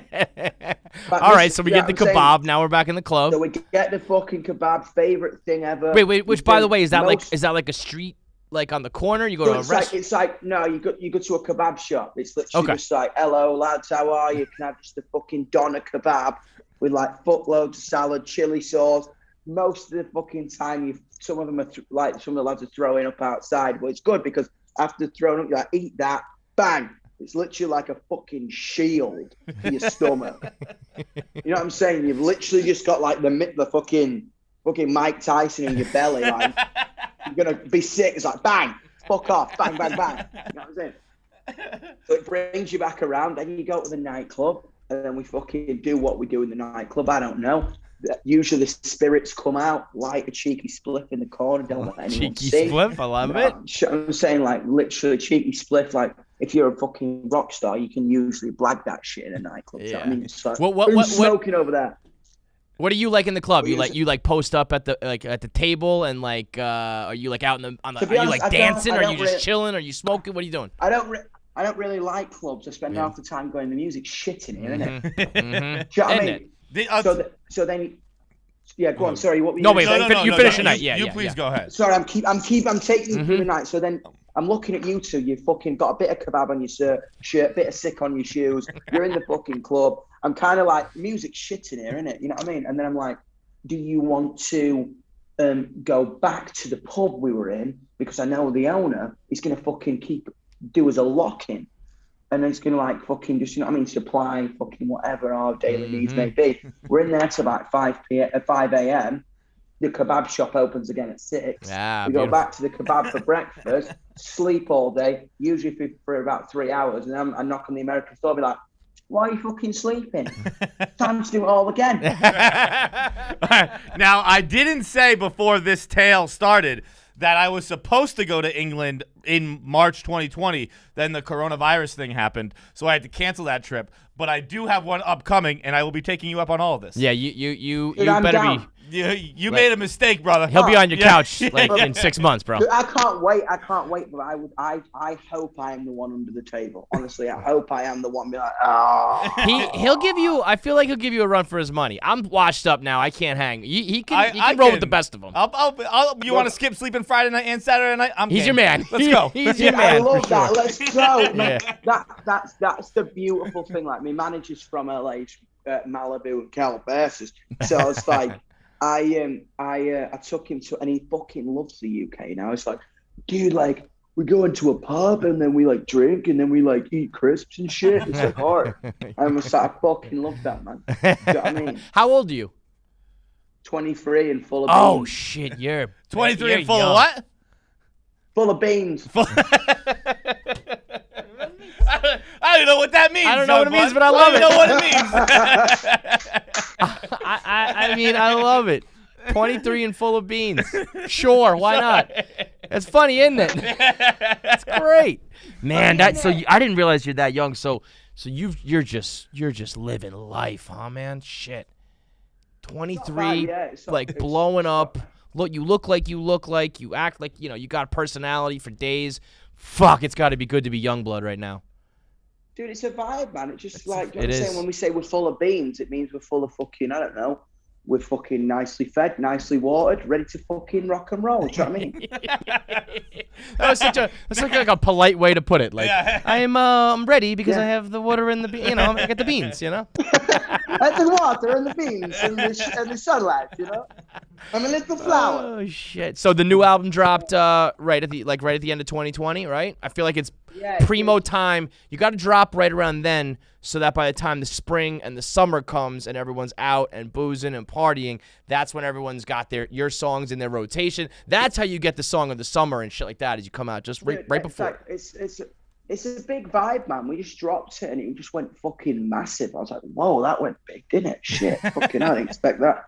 Really? You know what I mean? Did you not expect it? You actually were surprised by the success? I mean, I knew it'd like do all right, but then it did like fucking really well. Do you know what I mean? I was just, and it was sick. And then to be honest, like, because of the old coronavirus, we've been locked down, haven't we? So I've got another album, 2 albums, ready to go for your enjoyment, ladies and gentlemen. When are another 2? Another 2 albums? 2 records, yeah. When are you dropping that? So basically, it's like, wouldn't you like to know? Wouldn't you? Give us an exclusive. Come on. So start of the year, man, I went up to, I was in the UK and I went up to Leeds, a place in the north of England, with a load of my mates into one house because a lockdown, we went just before the lockdown, we knew it was going to happen. So it was like, we may as well be in fucking Leeds, like in a one studio, just drinking ourselves silly like writing an album. You know what I mean? Mm-hmm. So we made like a fucking Oasis Bowie kind of a vibe at the start of the year. Oh, wow. And then I kind of was like, cool, let's drop that. And it's like, nah, it's a little bit too early. So I was like, I'm going to go to America and I'm going to make a fucking post-lockdown, jump about, lose your fucking head album that sounds a little bit like Dookie. Oh, wow. That's a vibe. I'm saying. Dookie That's what I'm saying. So for all my friends, Dookie was like a lot of my friends, their first album they ever bought. And that the first one they were real like. That's what I mean. I was just like, do you know what? Let's just do a fucking album that people can just fucking cut their heads off to and fucking swing it about that's what's up. That's where people are at right now. Do you think that music's making like I feel like when I was a teenager, I'm 32 now. When I was a teenager, like punk rock was the only music I listened to. Like, I fucking loved punk rock, and then I feel like it disappeared for a while. Where like the bands that I loved then were still making music, but they really weren't new bands coming. Yeah. And then I feel like in the last few years between you and like MGK, that there's like a resurgence of punk rock and that kind of shit. Well, that's the thing. That's the idea. It's like we called it guacamole rock. You know what I mean? It's like it became very guacamole punk music. You know what I mean? It became very like, I'm going to go to the studio at 9 a.m. Yeah. I'm going to eat guacamole at lunch, and I'm going to be done by 5. I'm like, where's the fucking beer and the fucking nakedness and the fucking fire? Do you know what I mean? It's literally, it became fucking sunshine, lollipops and rainbows. I was like, fucking hell, we need to spring up. Do you know what I mean? Someone needs to take a piss in a bucket at Weenie Roast. You know what I mean? It's so true though. It's not about the music. It's about like the people making it and how they make it and the story behind it. I want to know when I listen to punk rock. I want to know that you were in the studio taking a piss in a bucket. Fucking, you know what I mean? I want that. That's the vibe. That's the plan, man. That's, you know what I mean? And the thing about it is, it's like the record. This record's almost done. I got to record it now. Like the daunting process. It's almost written, but I got to record it. And I'm just like, you know, I mean, there's a lot of like kids are playing guitars again, and that's cool. Mm-hmm. Sometimes it's a bit fucking like, hey man, I'm a fucking rock star, but used to like, you know what I mean? The kids, like some of the kids who are doing it now look like they used to push me into lockers, but that's all right. So I'm saying it's like that's all right, man. You can fucking, you know what I mean? Like the jocks are doing fucking rock. It's like, hey, I'm so sad. I'm like, you're not sad, but that's all right. You know yeah, I mean? Yeah. You don't even know sad, bro. Yeah. And it's like, but it's kids are playing guitars again, and that's fucking sick, man. Do you know what I mean? And I'm like, let's go fucking rock and roll. Let's get silly. Let's fucking smash the fucking laptop up. Yes. Who do you think why do you think that? Are you leading that? Is it you? And like you said, MGK, was there a band I just think it was very mad, man. Do you know what I mean? When we did I Think I'm Okay, like I remember I was like doing like rock and roll was big in the UK. It always has been. It's kind of the music that the students listen to in the UK. Mm-hmm. Was hip hop and rap, rightly so, because it had some fucking gusto. was like overtaking the world, and I was like, fucking great. It's got some gusto. At least they're talking about cool shit. You know what I mean? And then like I came over here and I met Travis Barker and did 11 minutes with Halsey, which was a rock song, and the pop star was doing a fucking rock tune. And then me and Kels got together and we were like, right, it's time to sweep out the fucking trash now. Do you know what I mean? Yeah. So then we did I Think I'm Okay, and it just something happened, and then we're kind of just best mates, and his album fucking flew. My album fucking did all right. And then we're just together, just been like, you need you need like you, MGK, Halsey, and Travis Barker supergroup. Dude, that'd be hard, man. We were just do it. What we were saying, that's what I mean. We were just like with it. Me and Kel's just fucking are best mates anyway, so we just write together. And I was just like, we got to do something big, you know what I mean? So how did that come about? Like, you two just meet because like you're in the industry doing similar? He rang me. He's like, all right, it's Machine Gun Kelly. I was like, oh, fucking hello, mate. He does seem like that kind of guy who would just be like, yep, like let's just let me call him up. Do you want to come to my house right now? I'm like, all right, cool. He's like, and I turn up, and I remember I turned up and the door was unlocked, so I didn't even knock. I was like, fuck it, I was walking downstairs. There's everyone like smoking weed in the fucking hoods. Like, who's this British cunt in a skirt? I was like, wearing a fucking skirt. I was like, hello lads, has anyone seen the Machine Gun? They're like, yeah. It's like fucking, I don't know. I looked a bit like a fucking, I'd come to shag him or something. Do you know what I mean? And they were like, yeah, he's in the back. And then I walk into the back. He's like, all right, yo, what's up, Dom? And then we were just like, at that moment, like, did we just become best friends? Yeah. Because he's like a massive Oasis fan. You know what I mean? We just fucking got on, and he's naughty. We're two naughty children running around with a microphone. You two seem like a fucking wrecking crew. Like, I could see you guys being like, someone else throws a party and you two show up and they're like, oh, fuck. Yungblud and MGK are here go again. Home. Yeah, right. Like, we're about to burn the place down. My favourite night with him, man, when I Think I'm Okay just went gold, we had a party and he was playing at Orange County and I was playing in LA. So I was like, why don't you pull your bus up outside the Roxy where my after party is and let's fucking have a mad night. So we dropped it and we said, all right, he's going to meet me here. Fucking, I don't know. The venue from my gig was outside. Couple thousand kids were in the street. We got on his tour bus, went upstairs, played the song with Travis Barker live. We put the drums upstairs in the middle of the fucking bar. And then I vividly remember swinging from the rafters with him and seeing a girl be sick on her mate's face. And I just this is what you're talking about, man. This is what you want. And I was just like, and she just threw up on her mate's face, and the mate just went. Her mate was just like, ew, fuck yeah! And I was like, and we were just like, that is so gross, but sick. That's exactly what you're looking for, man. That's the story I want behind it. You know what I mean? You want to bring him over? I'm saying we got the gusto back. We got this game that we play over here called Answer the Internet. It's a card game we made with all of the most crazy hypothetical questions, whatever we've got from our podcast and the internet, whatever. So I'm gonna hit you with some of these questions. While Kevin's looking through these, I do have a bone to pick with you, Yungblud.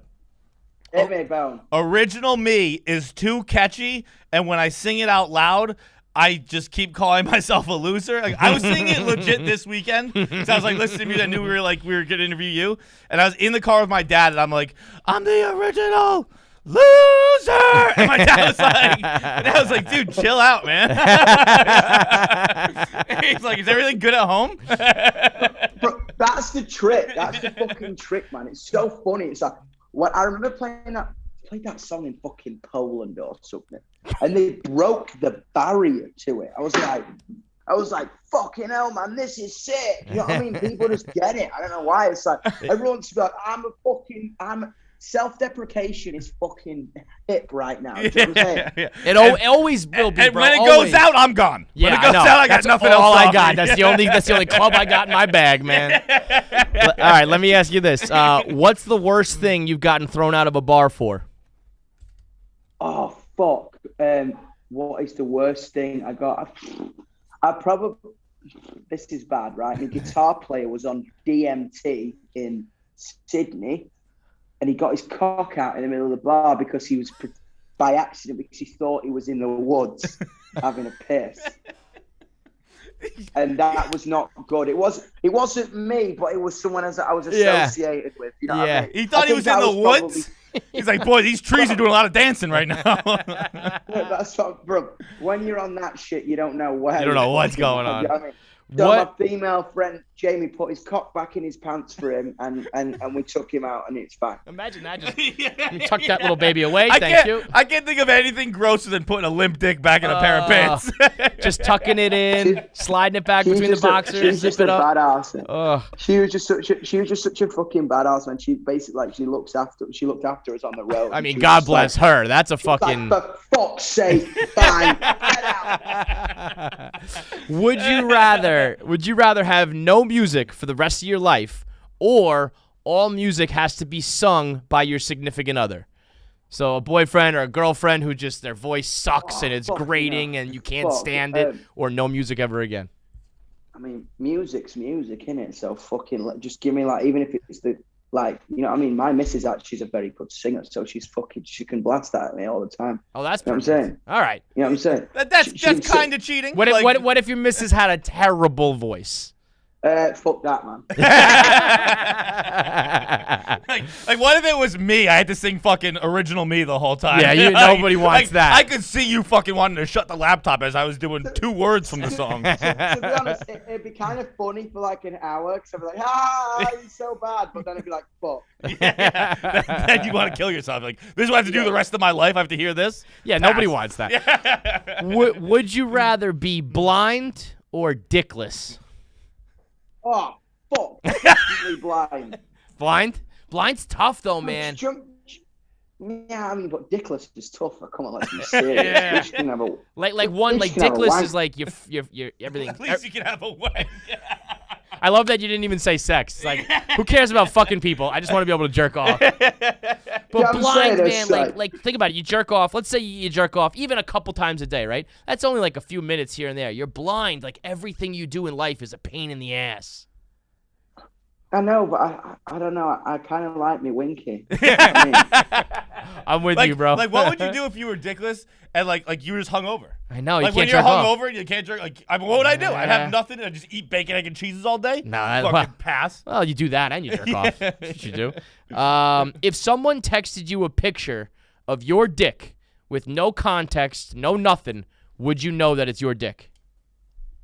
Yeah, definitely. What's the distinguishing feature that you would recognize?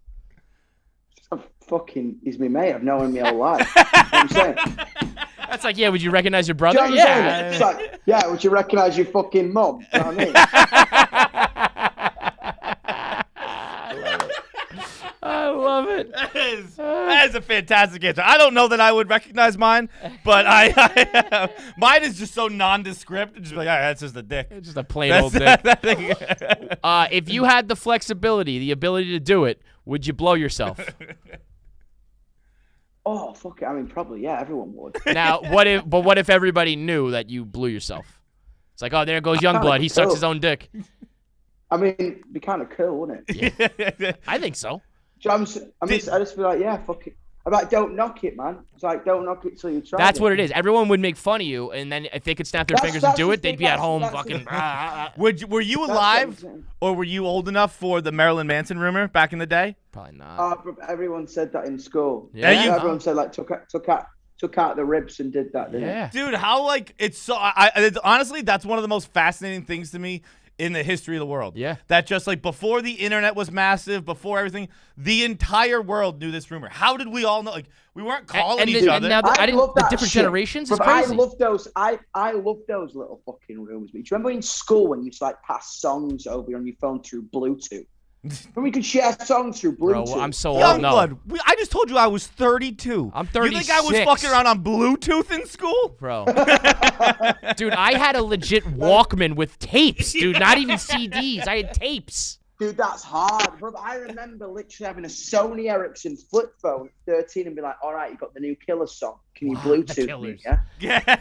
Wow, that's crazy. Yo.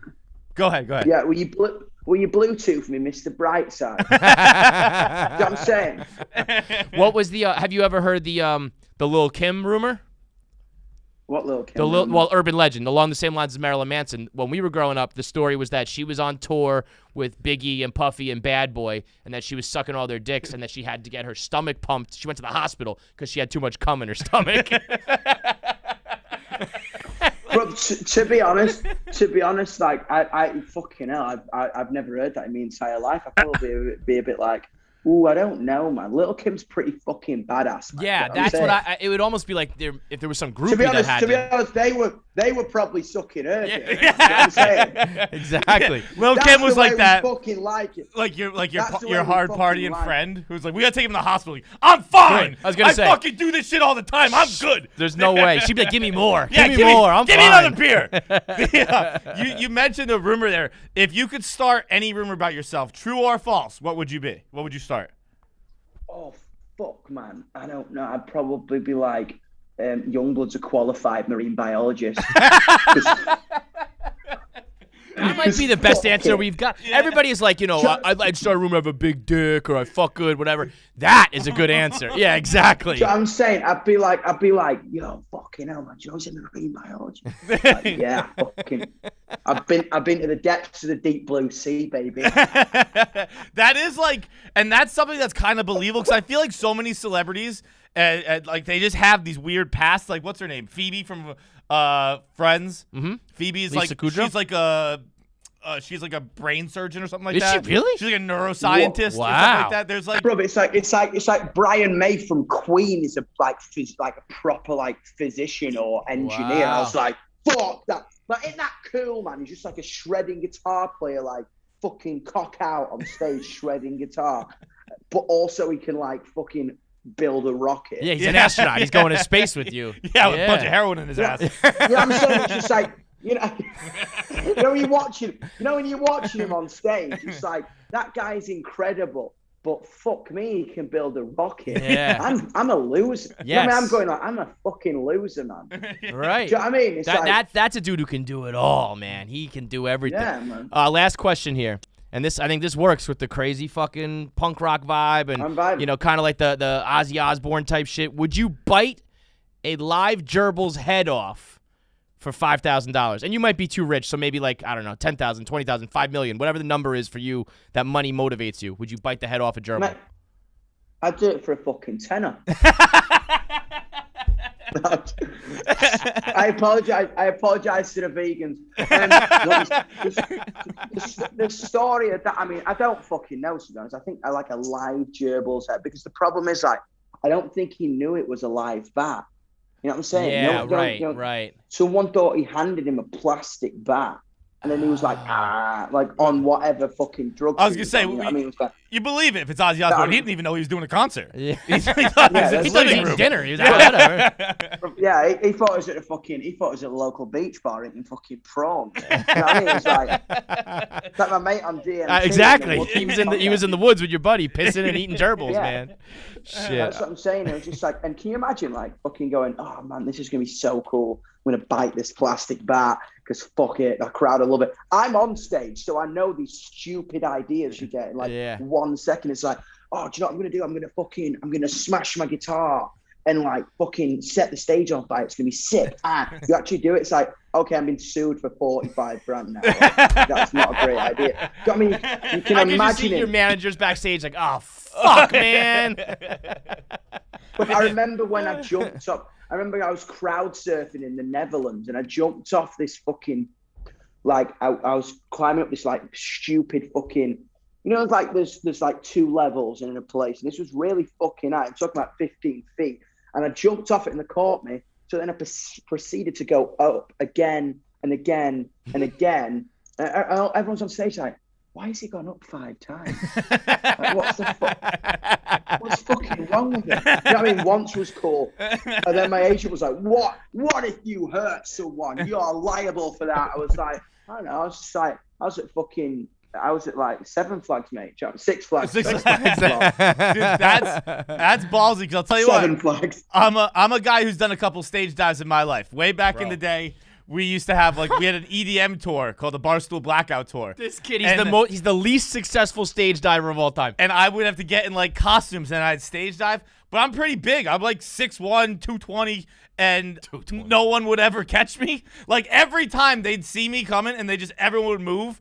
And I would land on the fucking pavement every single time. We have a montage, the gas, the smoke would pop and the beat would drop, and he'd be pointing, and he'd be dressed like a frog or something, and he's pointing, and then he just jumps, and the crowd just goes, and then just smashes. It's kind of weird. I always get taken down though. The amount of shit I've had nicked off me. I'm like they catch me, and then it was ah! Yeah, I'm sure. Dude, they stole my head one time. I was dressed as a chicken. They stole my fucking mascot head. Just started passing it around. I didn't know that one. It's like you just see the light disappear as you swallow it up. You're like, no. You just get stepped on for a bit. I had to crawl out. It was fucking brutal. Dude, I saw more action those fucking nights than most people who've done tours in Afghanistan saw. Crazy. Dude, that was crazy. All right, dude, I love it. Thank you so much for the time. You are a vibe, sir. You live up to it. You live up to the hype. Thank you for having me, honestly. KFC Radio, shout out, motherfucker. Anytime you want, brother. The door is open, so good luck with everything. The album's out. Album Weird is out now. I will be in England soon, and I'll be partying with Yungblud. We'll tell you all about it. I can't wait. Thanks for having Yungblud. Fuck Colonel Sanders. My man. Later, bro. Later. All right, that's big thanks to Yungblud. Isn't it amazing how you have that accent and it just makes everything so much cooler and funnier? He's just so goddamn cool anyway. But yeah, that hair, that it's just certain people. Even the way he put on headphones was cool. Did you notice that? He flipped his hair back. I was thinking if let's say when I had long hair, probably similar length, different cut, different style. But if I dyed my hair red and wore skull and crossbones sweaters and rings and shit, people would be like, go absolutely kill yourself. And he does it, and it's just so fucking cool. And him and MGK together, the fact that MGK just called him up, was come over, and he just walked in. Yeah, walked in, and he just walked in and was like, is the Machine Gun Kelly here? They must be. Those two should have a podcast. Forget about Paul Pierce and Kendrick Perkins. Get Yungblud and MGK on a podcast together.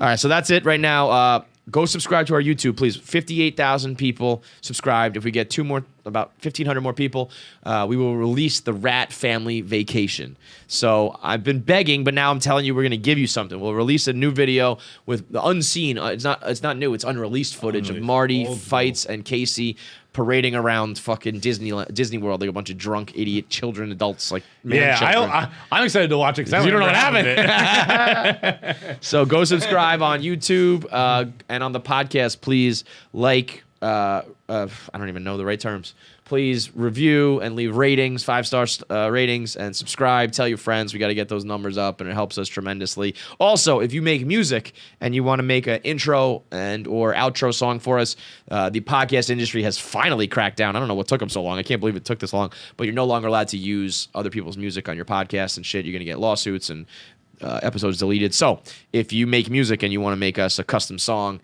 send it our way. And you know what we'll do? We'll do it like No Jumper does it. Adam does it. So if we get a handful of submissions, if we get enough, we'll do a live stream on YouTube where we'll play all your music. You'll all get shout outs and shit, but only the best of the best will make it and possibly be selected for our intro song. So get at us if you make music. Make sure you support all the different pages, channels, subscribe, review, all that. Or your grandma's gonna die tomorrow. What are you doing, Vince? I'm just watching a little KFC radio on YouTube. Are you subscribed to our channel? Nah, it's not my thing. I don't. So you're watching the videos, but you're not subscribed. Yeah, I love you guys. But not enough to subscribe. I don't know where the button is. It's. Do what you do. Fucking subscribe! Kev, hammer. You fucking subscribe. What happens to your fucking laptop? This is what we do to people who don't subscribe! Ground and pound.